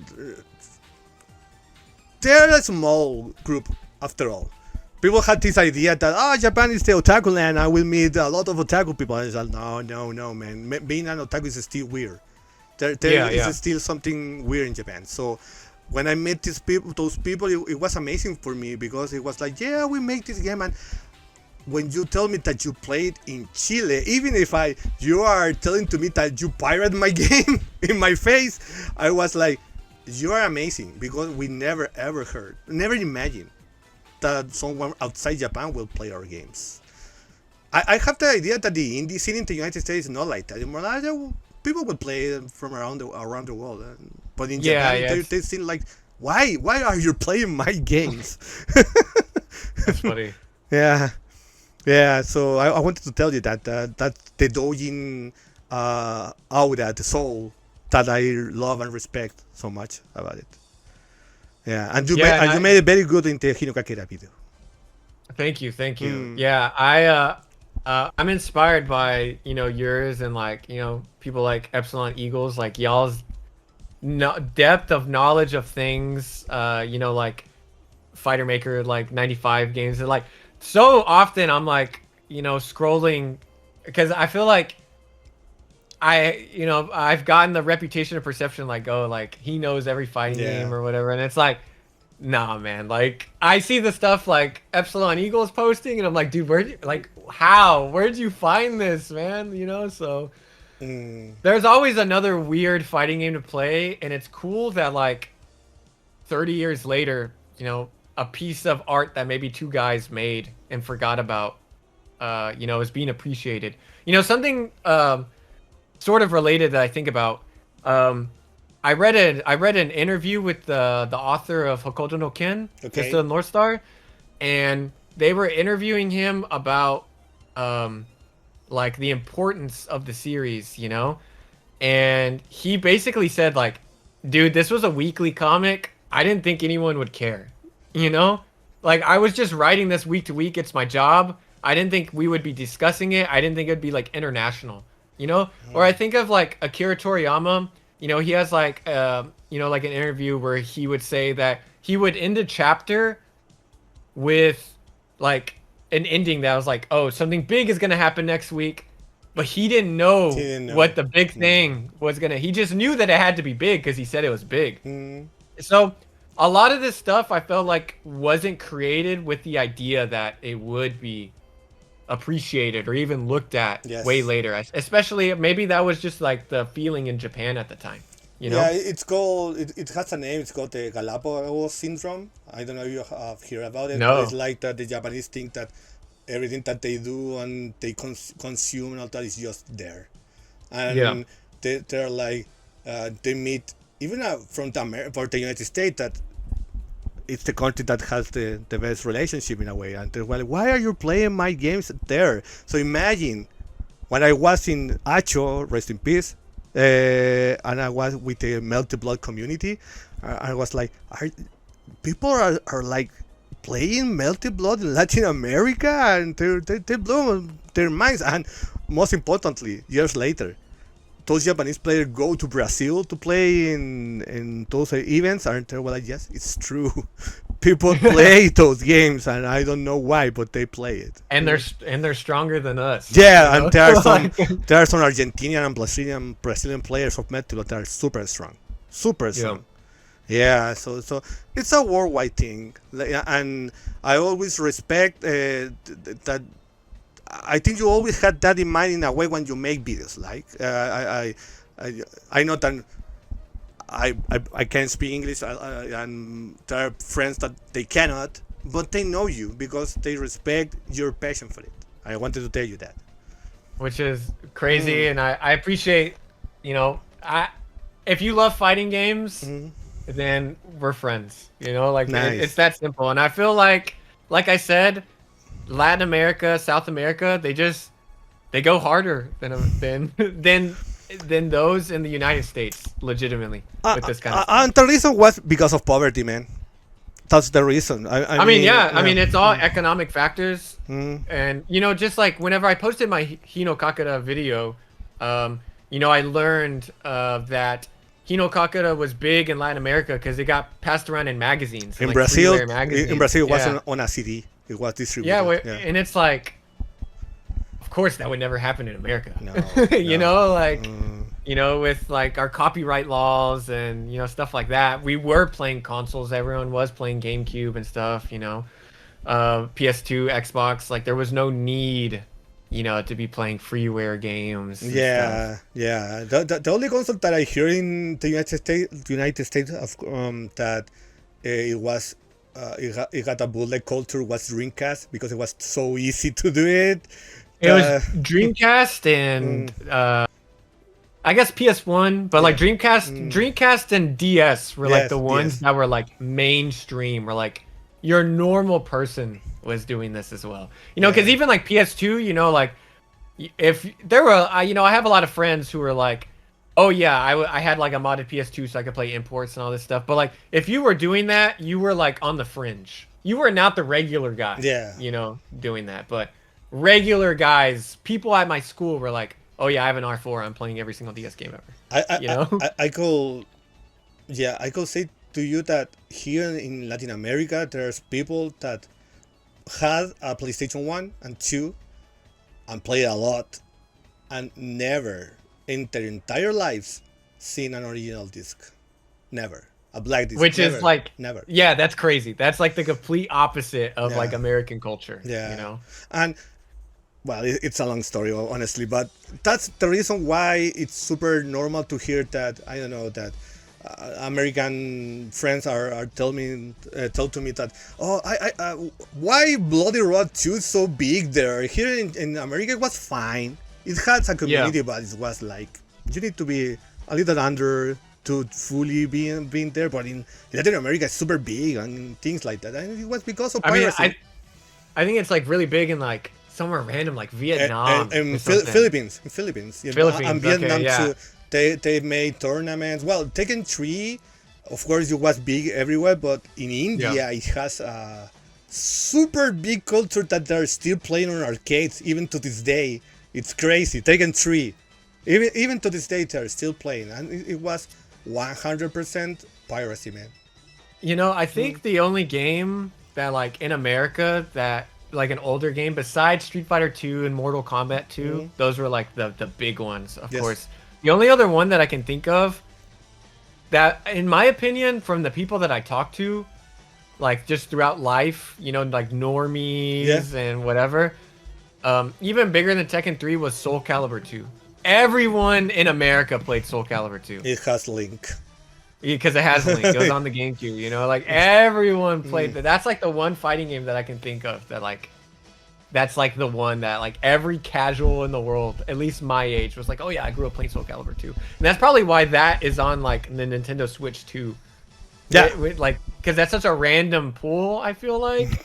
But Kinda. you know, like that was like that was a huge game in America. Yes. Yeah, I know that is so like crazy there. And in Tekken 5 too. Tekken 5 was big. Yeah. Yeah. But from a casual perspective, yeah, man, the time. Look at the time. I want to make the last questions here. Yeah, of course. You were in Japan, man, and Yes. it was an amazing experience for you. I know because I saw your videos and your comments on social media. I my first time in Japan was in 2013. Yes, yeah, I think, and I've been there 3 times in my life, and for me it was a dream come true, honestly, because Absolutely. even if arcade culture was big here in Latin America, because people don't have money to buy a console, so it was easier to get your video games there. In Japan, it was like the community was so nice. I know that people go because there's this super niche fighting game that is not nowhere, but for me, the beautiful thing that it was not the games; it was that people were playing it. Yeah, you know, absolutely. that's the real magic about it. Because I could be a millionaire, a rich guy, and buy every single fighting game in the history of humankind and put on a game center here in Santiago, in Chile, and no one will play it, man. No one will come. Barely my friends and 10 people will come, but in Japan, it's totally different. People come and still play, and that's the magic. And I'm pretty sure that you solved that. Yeah, of course. Like the craziest one to me was so this was my 3rd time going to Japan, and this one was a lot more. Yeah, the first 2 times I was like otaku dream, you know, like Yes. let's do all this stuff. This time was more, yeah. This one was like more girlfriend and nature orientated. Nice. Yeah, so Nice.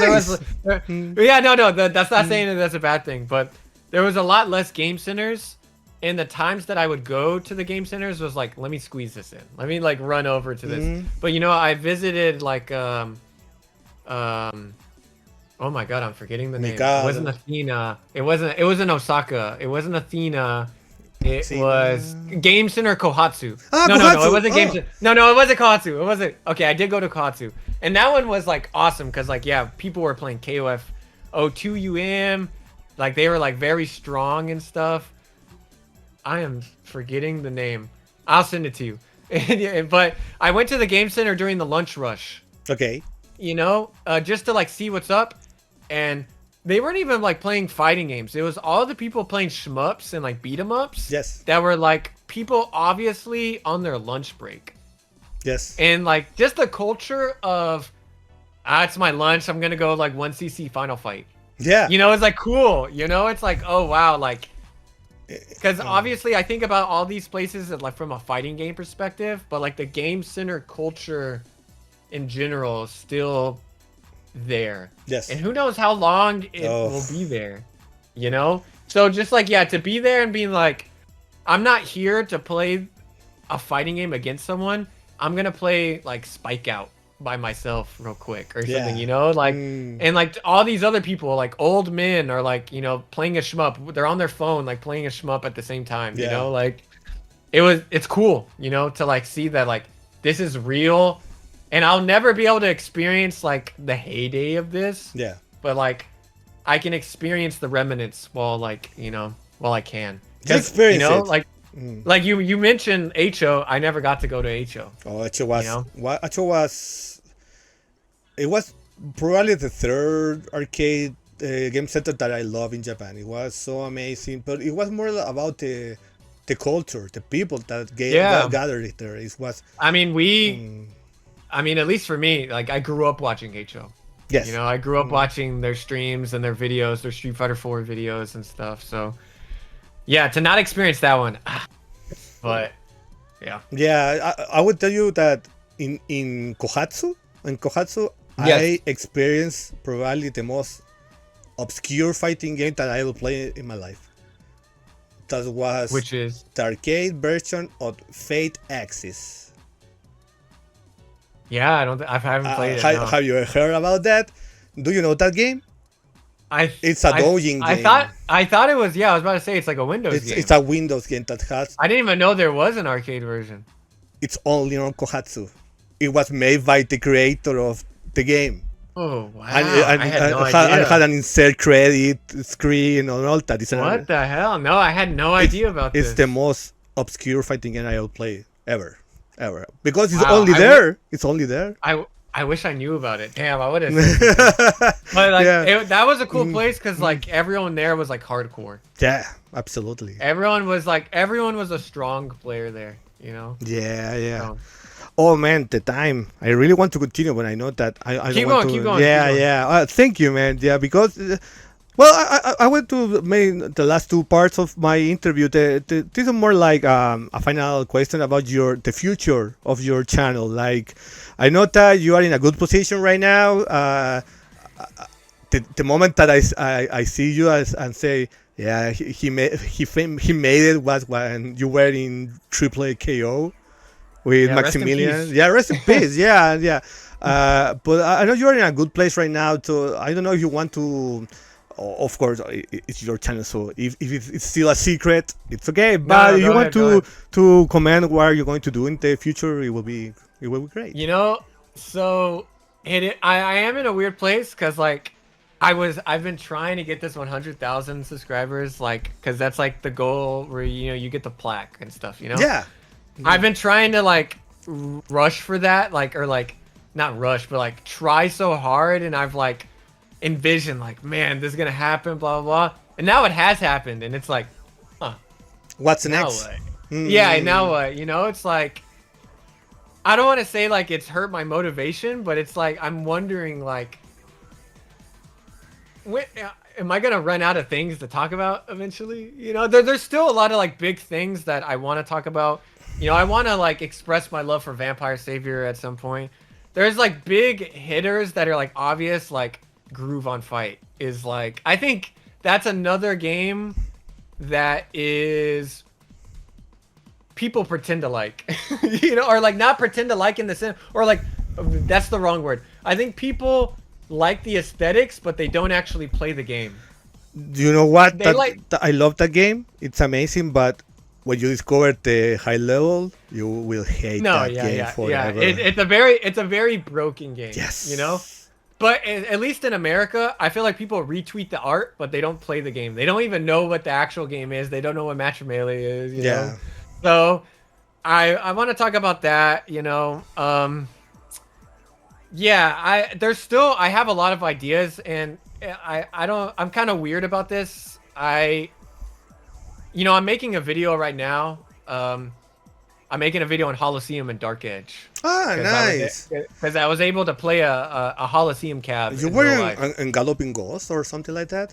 No, someone on Blue Sky was like, hey, I found a YouTube short of a guy who has a Holocene cab in Texas. You should reach out to him. That's random as fuck. So I did, and the guy was like, yeah, you can come to my house. Okay. So yeah, and he just has a Holocene cab, and I filmed it and stuff, and I got to experience that, and so I was like, okay, I might as well talk about Dark Edge, because when the hell else am I going to talk about Dark Edge, That game was erased from history because it was released like a month before Virtua Fighter 1, and Sega was like, yes, and it never came out. Yeah. It didn't get released outside of Japan. Yes. And I still think that game is like a spectacle to this day. It's like it's really cool, So like I still have a lot of ideas, and every month I just pick like a random game that I think is interesting. The only issue is, now that I've gotten as big as I am, I feel like it's more dangerous algorithmically to talk about the stuff that I do. Yeah.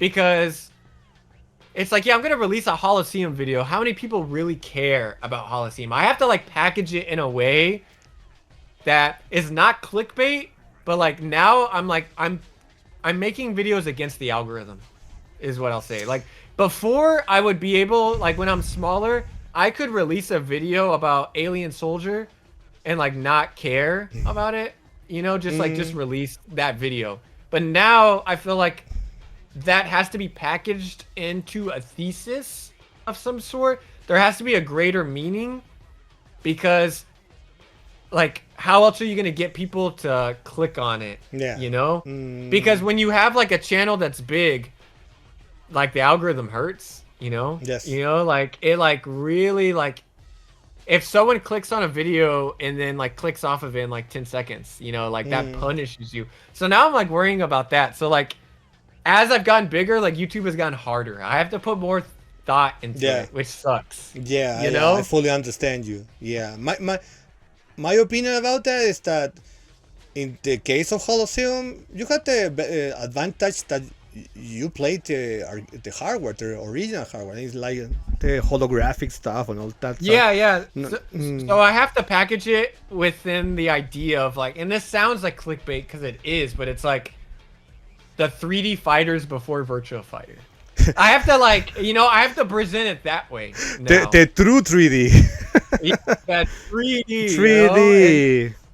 So I have to present it that way. And so in the video, in the script, I have it written out jokingly, where it's like, these are the 3D fighters, like I make jokes about it and I'm like, okay, like I start off the video being like, I hate that like people don't give Sega like the respect for like evolutionizing 3D, blah, blah, blah. And then it's Coliseum, it's not Virtua Fighter, like that's the joke. But yeah, it's gotten harder to like to talk about the stuff that I would like to talk about because I mean, of course, like the only way to have gotten as big as I have, as much as I am like a true lover of these games, like I really like care about fighting games and everything. And YouTube isn't my job. Like I turn off, I run ads because YouTube is going to run ads no matter what. Yeah. But like you could control all the ads that you have. And I have like the least amount of ads, just because like, this isn't my job. I'm not like trying to be, like an influencer and that sort. But the only way to get as big as I have is like you have to know how to play YouTube. You have to care about the YouTube game. You have to understand the analytics and you have to like study, I'm not trying to be Mr. Beast or anything, of course. But I have to understand why someone like Mr. Beast gets big in the first place. Sure. And I mean, the channel is still you. Like, you're still talking about niche and obscure fighting games. That's fine. You are not like, because sometimes I search on YouTube because I like niche topics and subjects. So I started to search, and it's full of crap. It's full of AI made. Wikipedia. I still think that the sadness of Carnal Revenge was an amazing topic too. That was amazing, but it's just that. But you're still making your thing, and I how to say it, like I know that even if it's super niche, if you are still doing in the way that you are still making it, you're going to do it just fine, man. I do hope so. Like that's the thought. Like I do think because this sounds like bad when I say this. Like even though it's not like I don't really care if someone like runs like ads on a YouTube video. Like personally, I don't. Or if someone has a sponsorship, I'm gonna skip through it. But like I don't think of the person like any differently or anything like personally. But I do feel like there's an aspect of me being a YouTuber that because I have not sold out, that is important. Like that's authentic to people, So I do feel like I do have like a core like viewership of people who are like-minded, who respect it, like you, how you are like, okay, this is someone who's in the know. I do feel like I have that core audience, but there's always, like the kind of casual comments and stuff that I get in my videos are, like on my Super Turbo is Broken video, so many comments are like, oh, you didn't talk about how broken the CPUs are.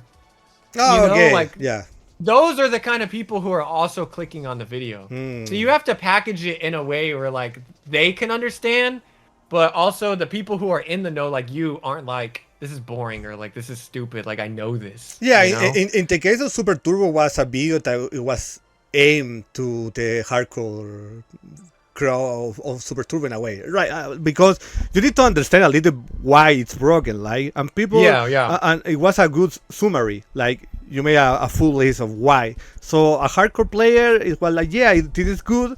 I personally never saw a video of all the broken stuff, or most of it, of course. But you also made it in a casual way in order that people could understand the thing. So that's good too. That's great. Yeah, but it's also a little bit dangerous though, because like from a casual perspective, they could also walk away with it with the idea like, oh, this game sucks. Yeah, but I mean, Yeah. we were just talking about that people throw you the tomatoes because you say that final bout was shit. So I mean, you will never be no. It's impossible to make a YouTube channel Everyone that happy. yes, absolutely. Yeah, of course. Yeah, So yeah, I mean the future of the channel is hopefully just keep making videos about weirder stuff. There's a lot of making videos is a lot of work, and I don't have like an editor or anything. And I only make I only make one video a month, so like a lot of the time like the editing process is like a chore almost, or it's like, oh, God, I gotta do this. Like this sucks, Like you could spend like literally dozens and dozens of hours on this, So I have like bigger ideas, but it's like, like, do I want to go through this? Like I have to be in the mood. Like for Groove on Fight, I want to talk about Groove on Fight, but like I can't talk about Groove on Fight without talking about Power Instinct. Yeah. To me, I feel like I can't. So it's like, then I would have to talk about every Power Instinct video. So like videos like the Oscar video, that was like a lot of work because it was like I can't just talk about Limit Over.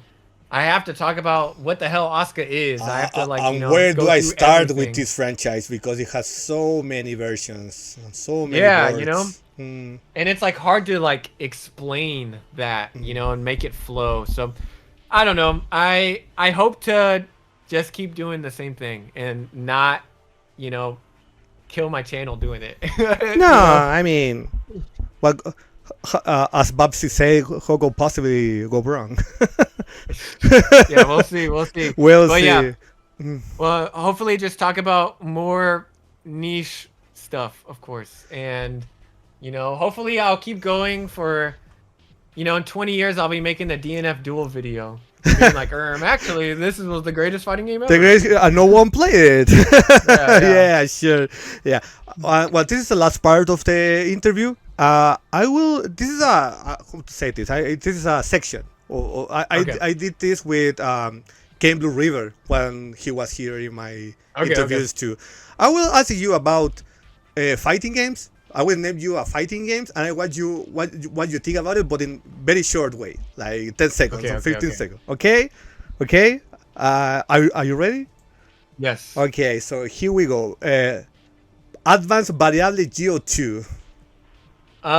Very cool game that infinites break too much.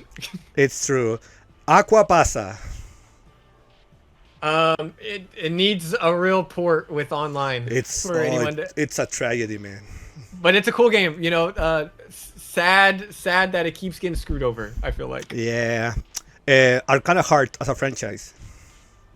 Very super awesome, very interesting game that is ahead of its time that will never get its respect because of lollies. Yes, it's true. Asura Blade or Buster. A game that I'll keep teasing in my videos, but as a joke because every time I put in my video, everyone's like, "When's the video? When's the video?" So I kind of like not making a video on it because I want to keep teasing it. But very cool game. Very cool game, yeah. A game that we played, Avengers in Galactic Storm. I like this game a lot. It's very cool. Very one of the best games for a Capcom player to randomly play. Yeah. I'll say that. Yeah, I say that, dude. Battle Arena Toshinden. Series that I haven't spent enough time on. I played the Game Boy port more than any other. Oh, one, it's so cool. I love the Game Boy port. It's amazing. It's really good. Yeah. Blast Blue in general. The original or like as a franchise? Oh, as a franchise? The last true hardcore fighting game that I think there will ever be. Oh man. Genuinely. Yeah. I don't know if you know this game, but Big Bad Beat. Oh, that is the quintessential Dojin cool game. It's so cool, right? Yeah. Yeah. Bleach Dark Souls. I've seen this on Epsilon's Twitter, I'm pretty sure, but I have never played it. You will love it. You will love it. Oh, no, you said Blade Souls, right? Yeah, no, Dark Souls. Bleach Dark Souls. It's the Nintendo... Oh, Bleach Dark Souls. Yeah, Bleach sorry. Dark Souls. Sorry. Oh, the Treasure Fight. Oh, I was thinking of another game. The Treasure DS game. I love this game. Yeah. It's so good. I love these games. But I people have told me that the first one, Blade of Fate, is a better fighting game than Dark Souls. It's more balanced, I guess. Mechanic-wise. Yeah. But I have a huge soft spot for it. I love it. Nice. Capcom Fighting Jam. Jeddah is fun. Jedi is fun, right? Chaos Code. Very cool game, and I want to play the new version, and I hope that it gets a release one day, but it never will because it's an exit game. Yeah, I think I'm going to play that version on an emulator in 20 years. I don't know her name. I forget her name, but the chick with the red hair is like my main. I like her a lot. She's cool. Yeah. I remember that. I don't remember her name, but yeah. Demon Bride. Another game that keeps getting screwed over, but is interesting. It's a cool game. Yeah, for me it's the Fuyoshi answer to Arcana Heart. Like with cool That's hot funny. Guys. Yeah. Cyberbot. I played a lot of. Okay. I played a lot of Demon Bride in Japan actually, my most recent trip. It's a Very cool game. Yeah. Cyberbot. Another one of Capcom's most interesting fighters that like pushed fighting games at the time. Dong Dong Never Die. One of the greatest love letters to fighting games of all time. Have you seen the Genuinely. ending of that game? I'm pretty sure I have. It's no joke, the most beautiful ending I've ever seen in a fighting game. Like, Now I need to go. I don't. It's not a joke. I almost cry. Okay, you know what? Maybe I haven't then. All right, I'll check it out right after this. It's the best ending of a fighting game ever made. Ein Eins, the sequel to Akatsuki. A game I used to hate, but now I love. I think I like it more than regular ABK now. Wow. Yeah. Wow. That was my true. I know you said this was supposed to be short. Yeah. But I did not like I9s. One of the dumbest things I did for my Akatsuki BlitzConf video I made very early on, I did not mention I9s at all because Oops. I did not like I9s.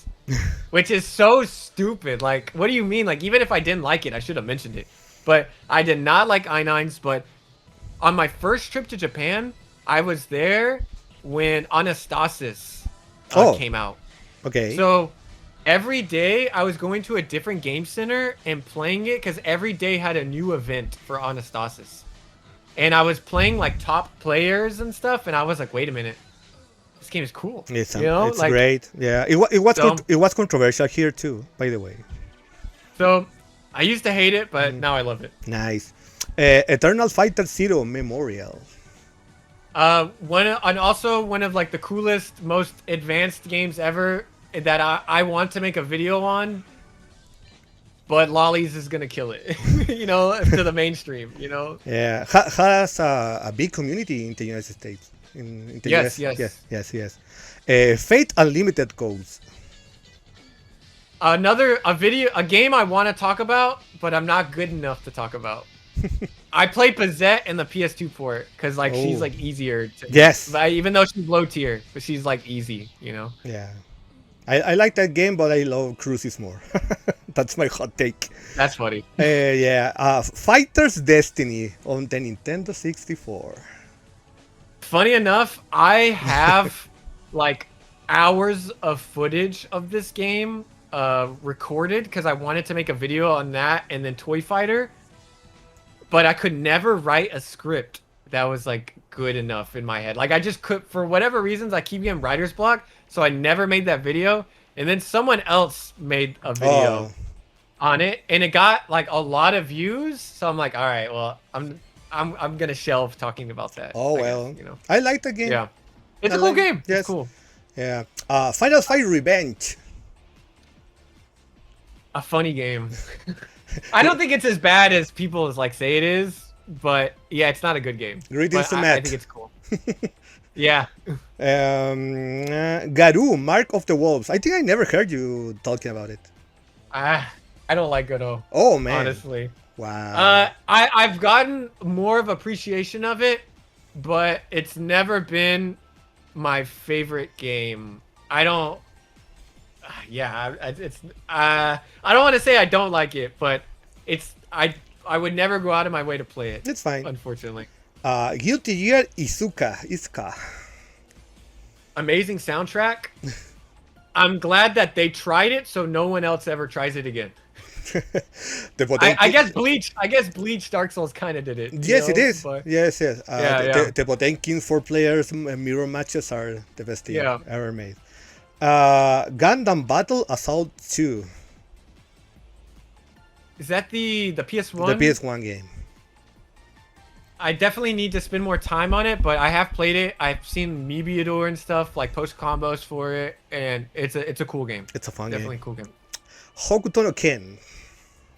Another game that I wish I was good enough to play. That and Fate Unlimited codes. I can do some Souther combos, some goofy combos, but I want to play RAW. I want to do is it a 1-frame or 2-frame link where you have to do the jabs over and over again? It's super hard to do. Yeah. I want to be that guy. So hopefully one day I want to make a video on that game, but I don't want to make a video if I can't do the cool stuff. So I need to grind that execution out. So hopefully one day I do. You will make a video editing the video and making a combo at the same time. Like, yeah. I also want to explain why basketball combos happen. Yeah. It will be great. Yeah. Yeah, it would be a cool video for sure. Yeah. Inuyasha Feudal Fairy Tale from PS1. It looks very nice. I don't think it plays the best. It's secretly Rumble Fit Zero in a way. You're not wrong. You know, I've never thought about it like that because it's made by Dimps, Yes, right. You're right. Okay. All right, you just opened my eyes. I'm gonna go back to it now. I like it. It's fun. Iron Saga Versus. I have not played it yet, It's but great. I want to. I watched a bunch of when it came out. I watched like all the TNS tournaments and stuff. It looked awesome. It is. But I haven't played it yet. Okay. Jackie Chan in Fist of Fire. Great game. I will never make a video on because everyone knows about it. Yeah. I don't know what else I could talk about, you know? Yeah, it's kind of a cult classic right now. Yeah. Yeah. Kamen Rider B3. One of the most Kamen Rider fighters in general are one of the most requested games that I talk about.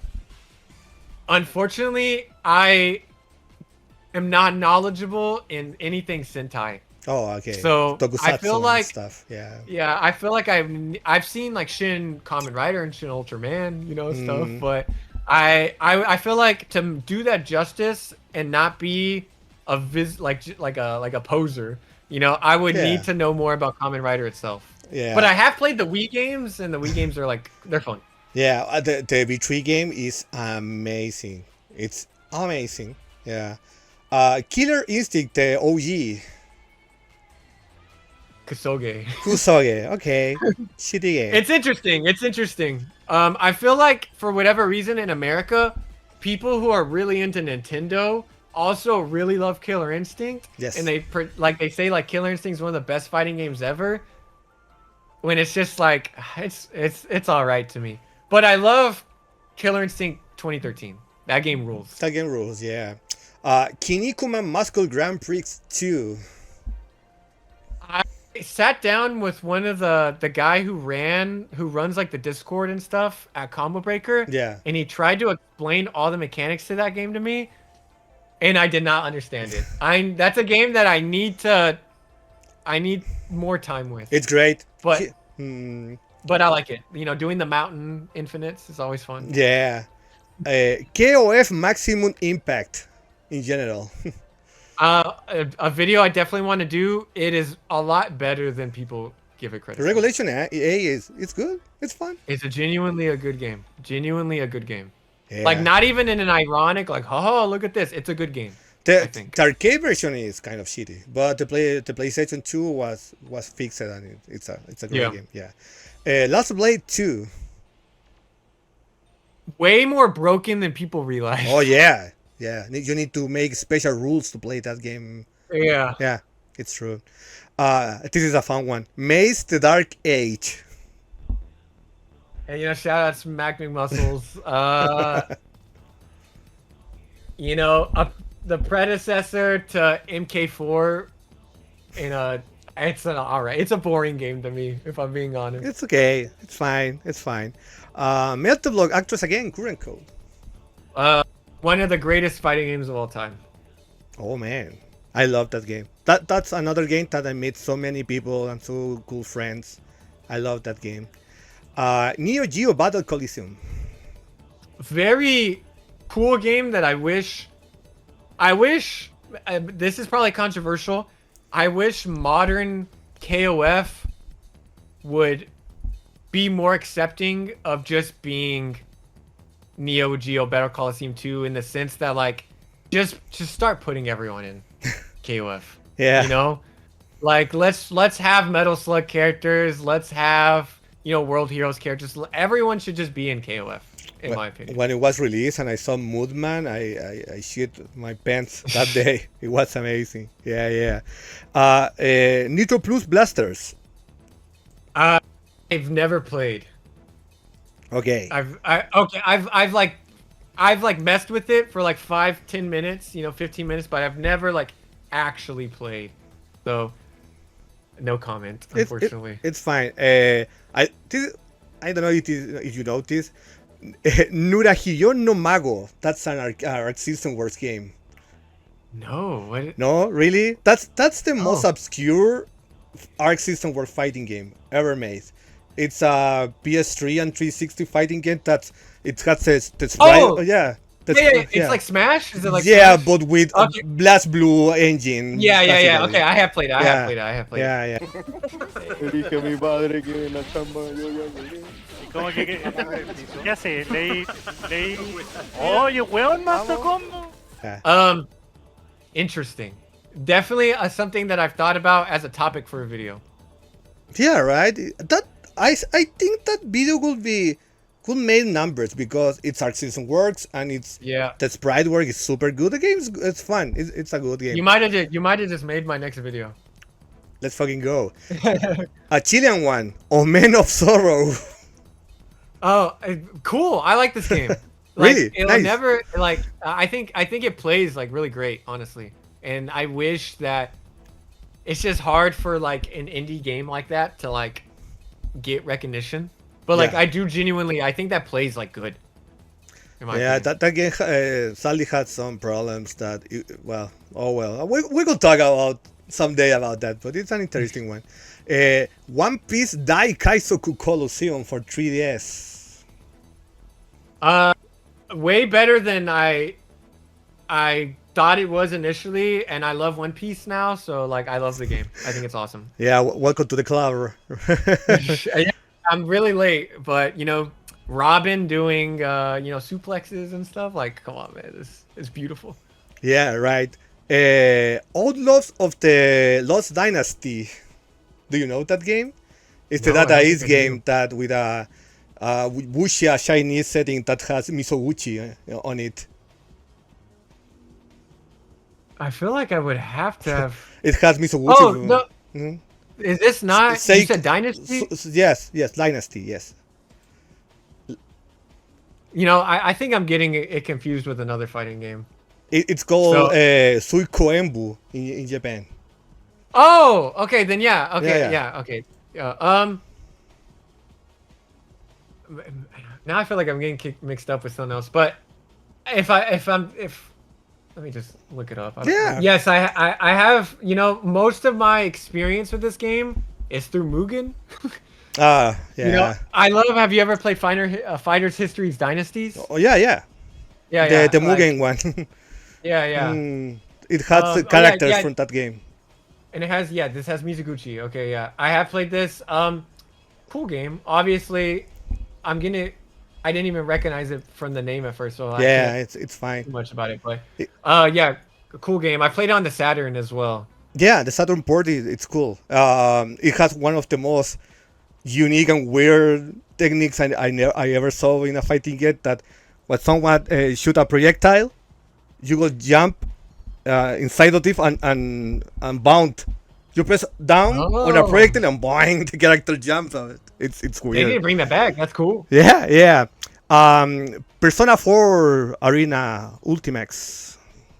The original Persona 4 Vanilla, Yes. I'll never forget because I got that game the first day of my freshman year of high school. Cool game. I liked it a lot back then. When I revisit it, I don't like it as much. Whenever the PC port came out, I was like, I remember liking this game a lot more. But still a cool game. Persona 4 in general has like a big soft spot in my Yeah. heart. So You know what happened with that version, right? with the The PC, PC? version, Yeah. no, I know it's like the final revision Yes, that people like that. don't like. Yes, it was the arcade version was updated, and that update never came on consoles. Yeah, Um, and I know people don't prefer Yeah, it. yeah, yes, exactly. Plasma Sword. Game that is way. We're talking about the first one, right? No, the the second one, Plasma yeah. Sword, second one. Yeah, Baby Darkstalkers. That's baby VSAV to me. It's like VSAV without the execution, which I think is good. yeah. I at first I didn't like it, but now I like it. It has some cool stuff. I think box stepping feels good, even though like it's the most baby movement in the world. You press a button and you move fast. It feels good. It you feels know? good, So I yeah. like the game a lot. Yeah. Pokken Tournament. I put me to sleep, legitimately. I've never liked Pokemon. I'm a Digimon guy. Okay, so I've always had something against, Pokemon. Just growing up, when Pokken first came out, I was really hyped because it's like it's Tekken, Pokemon, cool. Yeah. It was my friend's birthday. I bought him and myself a copy when I was like still working at a grocery store. Like I had no money, so this was a lot of money to spend. I bought him and myself a copy. We came over to my house. We hooked up the Wii U's. We played it for an hour and never again. And never again. But I know people love that game. So I know that like there has to be like something I'm missing.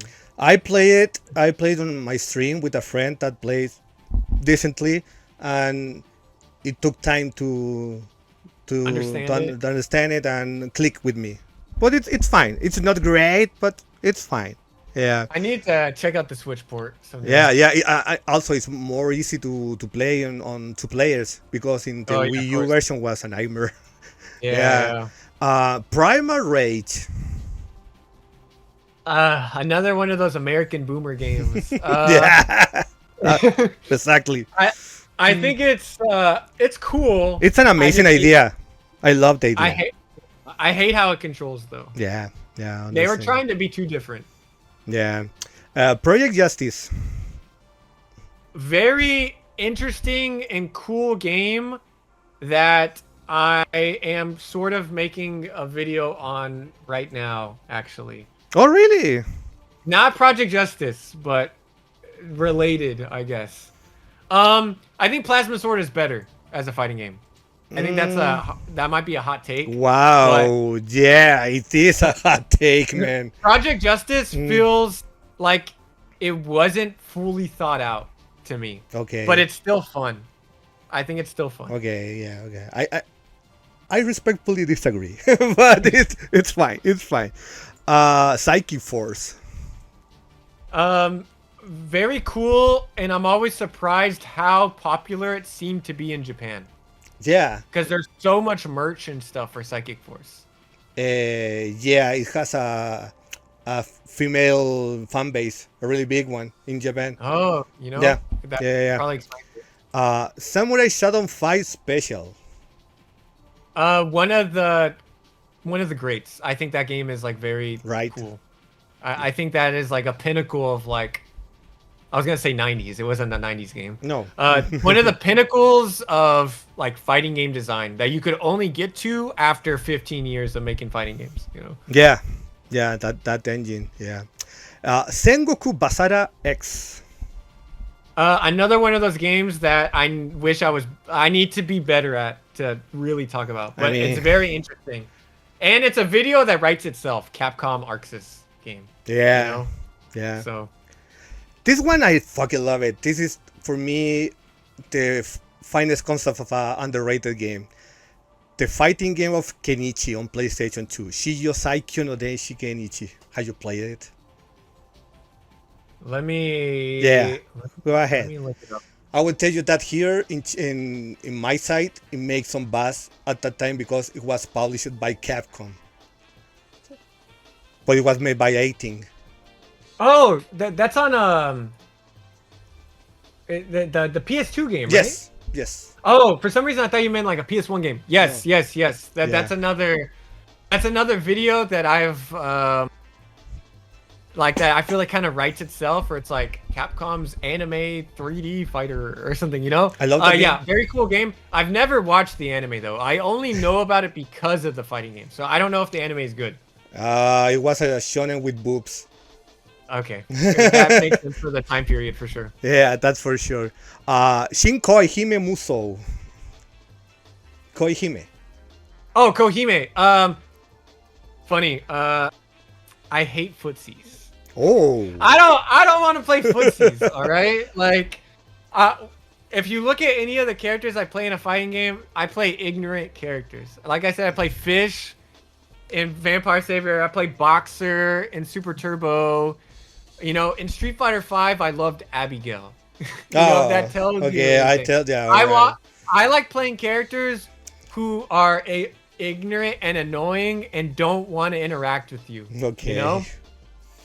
And so Kohime is a cool game I respect, but it's not for me. It's not for you. I played the shit out of it in Japan mostly when I was there. Really. I mean, the same thing with like Sam Show. I'm not the biggest Sam Show guy, but like there's especially in 5 Special, like the state of nothingness, I think is one of the coolest mechanics like ever. Yeah. So, you know, I respect it. So Kohime is like a game that I respect because if you're playing that game, you're playing fighting games. You know, you're playing true fighting games in my head, you know? It had a lot of old school players in Japan. A lot of 40 guys, 40 years. Yeah. Schoolgirls. I think, generally when fighting game fans or fighting game players make fighting games, for some reason they make bad decisions. Okay. You know, you can see this with 2XKO now. Just because you understand fighting games, you know fighting games, doesn't mean you're good at designing fighting games, if that makes sense. Mm. Yeah. But I think the people who made Skullgirls understand fighting games. That is a true hardcore fighting game. And they're the only ones, and the team is probably all broken up, and who knows what's going on with Future Club and all of that. If you had to put a gun in my head and be like, they're making a new Darkstalkers, who make it, they're the only ones who I would trust to make a game that could be like Vampire Savior. So I think Skullgirls is one of the greats, in my opinion. Nice. And I feel like there's too much controversy and weird stuff outside of the game that just like hurts it to grow. Here in my country, people say that it's a curse game. Because of all the problems, or yes, because in general. Okay. In general, yeah. Since the day one, we had problems. I think if it was a Japanese game, people would love it. Yeah. In Japan, a lot of people love it. I saw the arcade scene on Nessica.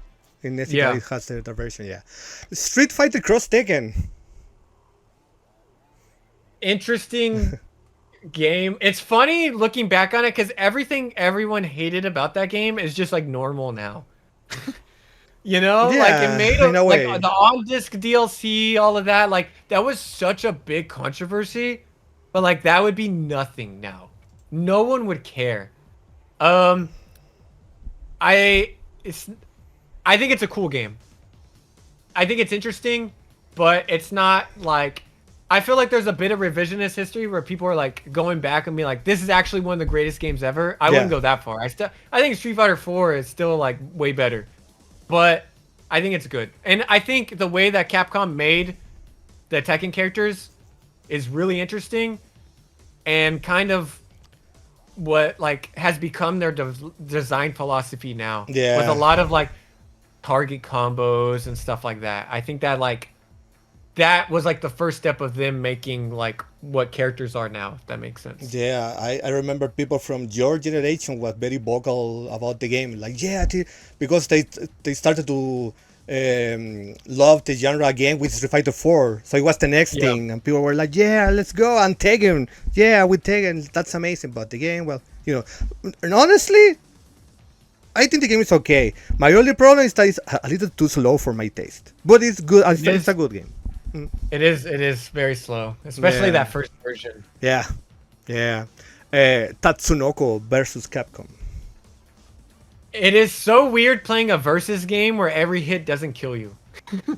And you know, I think that game rules. I love that game. And I think aesthetically, that is the best 3D. I love the art style. I love the models of that game, and I wish. Marvel 3 is probably my second favorite fighting game of all time, by the way. Okay. I love the way that looks, but I think like the way Ryu looks in that game is like what Ryu looks like in my head. Like that. I think exactly the same. Yeah, I like love he that looks one. like he looks like Nishimura's art of Ryu. Exactly. You know?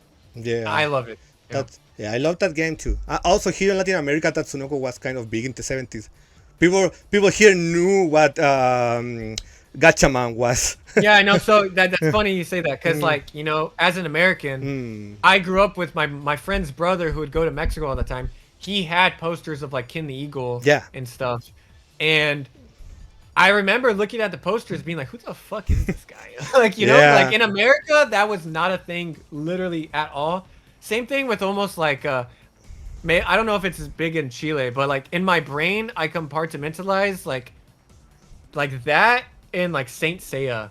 Yeah. Knights of the Zodiac, like together. Yes. You know, because like that's another thing that like was never big in America, like whatsoever. Yeah. But I know that it was huge everywhere else. Yeah. You know? No, here the hype was real. It was real. Yeah. Teenage Mutant Ninja Turtles Tournament Fighters, the Super Nintendo one. Not as good as everyone says it is. I think out of all the Super Nintendo fighters that gets brought up, I think that one's the most boring one. Really? I'll say that. Oh. Yeah. Wow, that's my hot take. That's a hot take. No, I love the game. I think it's great. Tobal 2. Tobal. I like the idea and everything around it more than playing the game itself, but it's a good game, but not, to me, like not the best fighting game, if that makes sense. Yeah, I kind of agree in a way. But it's a classic PS1 game. Yeah. Well, you say it, but Ultimate Marvel vs. Capcom 3? Genuinely, I love this game. That's like my desert island game.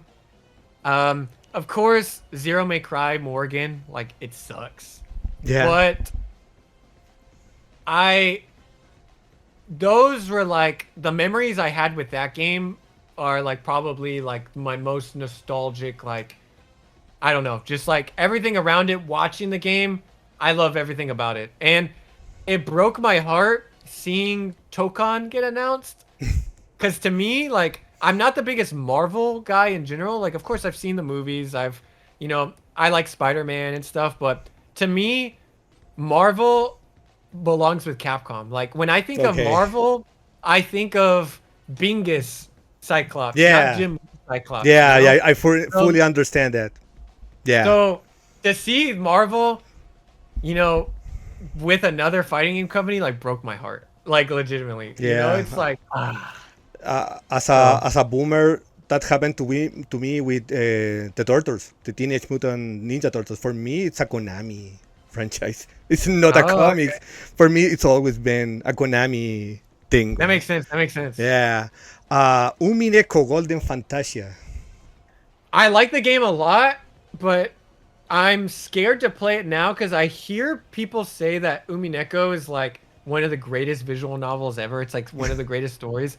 I don't know anything about the story, and everyone tells me that the fighting game is the biggest spoiler ever. Yes, So now in I, a way, yes. so now I feel like I need to read it before I play it again, Yeah. which is very dumb. But like that's how I feel right now. We played the shit out of that game. We love that game here. I have two friends that I'm pretty sure that they will make some fight with Japanese community of that game. They're really Really? good. Yeah. Yeah, it's a from what I played of it, because that was a game that was at my locals during the Street Fighter V failing era, actually. And I had never heard of it. I was like, what the hell is this? They're like, oh, it's a visual novel. It's like how Melty Blood was a visual novel, blah, blah, blah. And like, yeah, I played it a lot. And I was like, man, this game is good as hell. But yeah, during the pandemic, I just saw so many people say like, don't play this game until you read the visual novel.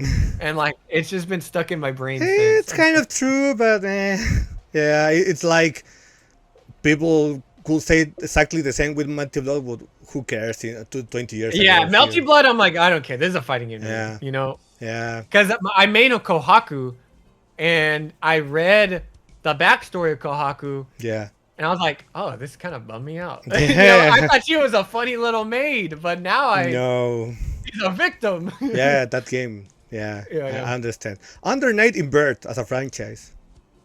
Probably, unfortunately, the last true original fighting game we'll ever get that's not based on an IP.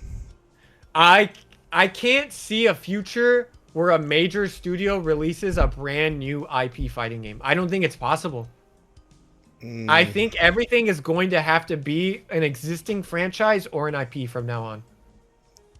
So From your perspective, sorry if it took too Yeah. long. From your perspective, is French Red a doujin group still?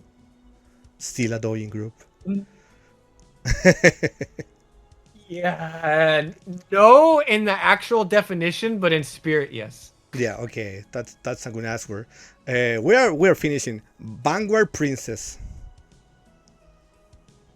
Very interesting. I know it has like people are like, I have friends who are really into this game and talk about it like, you know, it's like, oh, when this came out, it was like a really big deal. Yeah. You know? But I never got to experience that itself. And I've only really messed with the game like by myself. And when I messed with it, you know, like the assist system, it was like cool and stuff, but I know people are really into this game. And I just haven't experienced it. So like I need to like dive into it. I was the guy that made the thread on Shoryuken forums at that time. Okay, cool. Yeah. Waku Waku 7. It's a cool game to look at. I don't think it's fun. Okay, that's pretty okay. Virtua Fighter 5, Final Showdown, whatever, the latest one, Revo. They've made like 10 versions. Yeah. Like in a year. I don't have 3D brain. Okay. I wish I had 3D brain, and I respect Virtua Fighter as a series, but I just don't. I don't get it. Okay. I don't get it. I would say the game it's hard, but there's this myth that it's impossible to have a super big entry level. You could still pick a Kagemaru and make PPPK and it works, man. There's a myth about that, but the game. I know it's the game. hard. Yeah. I know like the high level is like constant guessing, Yes. which sounds stressful. So I don't know. War Gods. Same thing with like Mace in my head, man. It's just like a game that exists. It's all right. Yeah, and finally the biggest one, Shaq Fu. The game sucks, but the animation is cool, and Right. the fact that it exists is the most interesting part about it. Obviously, you know. Yeah, we finish. Hey! So I always do this question to my friends that really like fighting games because it was Now we fully understand more about you. More about you. It's like that. So yeah. Okay. Now, unfortunately, I feel like people are gonna walk away like, "What do you mean he doesn't like Garo?" Yeah. Well, You know? do you know my kinda hot take? I love Garu. I still play it. I think it's an amazing game. But my favorite Fatal Fury game is Fatal Fury Special. The old. I one. mean, that's like that. That's the boomer one. Japanese opinion. Yeah. You know, that's the Japanese. And actually, I played a lot of it during this Japanese trip, just Japan trip, because for whatever reason, you know, like Third Strike wouldn't have anyone on it, Street Fighter 2 wouldn't have anything on it, but people would at Athena, especially at Game Center Athena Nihon Bashi. Yeah. That I could always get games for Fatal Fury Special, so I did play a lot of that over there. Yeah. So, I still like Real Bout 2, I think is like my favorite, but maybe that's just an American opinion. I feel like that game is more popular in America than Yes, other places. by far. I mean, Garu Mars of the World is the Fatal Fury for a lot of players until City of the World, because it was Third Strike for by SNK for a lot of people there. So yeah. And also another thing that I don't like about modern day Garo is that everyone is using macros because for the cancels, right? Yeah. Yeah, because the official SNK tournaments are run on the PS4 port, and you're allowed to button config. Okay. So everyone uses macros, and actually one of the guy who won Evo, the last SNK Evo tournament for Garo, is local to me. His name is Rubix or Scrubix. Okay. He is like one of the best American Garo players, and he's an incredible Marvel 3 player. So I've been able to like witness like Garo at like its highest level, you know. And it's a funny game. It's a funny game. Yeah, he plays Kevin, of course. Oh, he plays Kevin. of course. Honestly, at this point in my life, I prefer Kevin over Grant. Oh yeah, Grant's just freaking annoying, and like anyone does. That's the word. Yeah, annoying. At least with Kevin, maybe like depending on how you feel about macros, you know, because everyone's using macros now. At least Kevin, there's execution, and it's like fast. Yes. You know, in like a way, it's like, all right, I got the counter hit low, you're dead. Let's go on to the next round. Yeah. You know? Yeah. So. Yeah. Okay. Man, I'm sorry if it took a little too long, this interview. No, but it's fine. It's fine. I'm so happy that we did it, man. I'm so happy. I appreciate your time with me. It's cool to talk with you about your channel. I wish you the best, man. I hope that your channel grow and grow more and more. But never forget the passion, man. Never forget it. Like, oh, of course. Yeah. You know, I just want to say, like, I truly like appreciate the fact that, you know, people from, of course, other countries in general is like watching my stuff is like amazing. But the fact that like, you know, like, cause I get comments in Spanish, I get comments in Portuguese and stuff. And I know like probably using like the little English that someone knows or having to use like, YouTube's like automatic translation, like, you know, which I'm sure like sucks. Yes. But like the fact that like they're watching the video anyways and like participating is, I mean, it's beautiful to me, like genuinely, like through fighting games, like with how you told the story about you going to Japan. If I went to Chile, if I went to Brazil, if I went to Mexico, if I went to Japan, if I went to the Philippines, there is a universal language here. Yes. And I think that is like that's amazing, you know. And like this is like a tangent, but I always see like with the direction of like modern fighting games, and it's like, oh, we need to make modern fighting games easier, blah blah blah, all this stuff. Yeah. And I always see the comment that like people who like fighting games don't want to make things like, they make it hard for like new people to like get into fighting games because they don't want it to dumb it down. Yeah, they want to gatekeep it and stuff. And maybe this is the wrong response, but like if esports died tomorrow, we never had a fighting game tournament ever again, I would still love fighting games. For sure. You know, like I don't care who is making $1 million playing this game. It's cool that it's happening. It's cool that you could do it with Art of Fighting 3.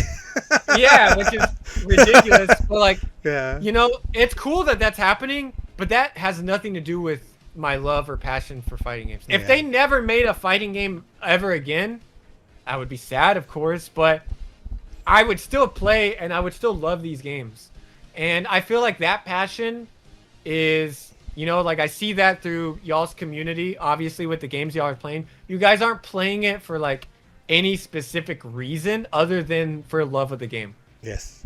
And I think that's why I gravitate towards niche games. That's why I want to share these niche games, because if someone leaves one of my videos like thinking like that game is cool, that game is interesting, they did it because the game is cool and the game is interesting, not for like any other reason, you know?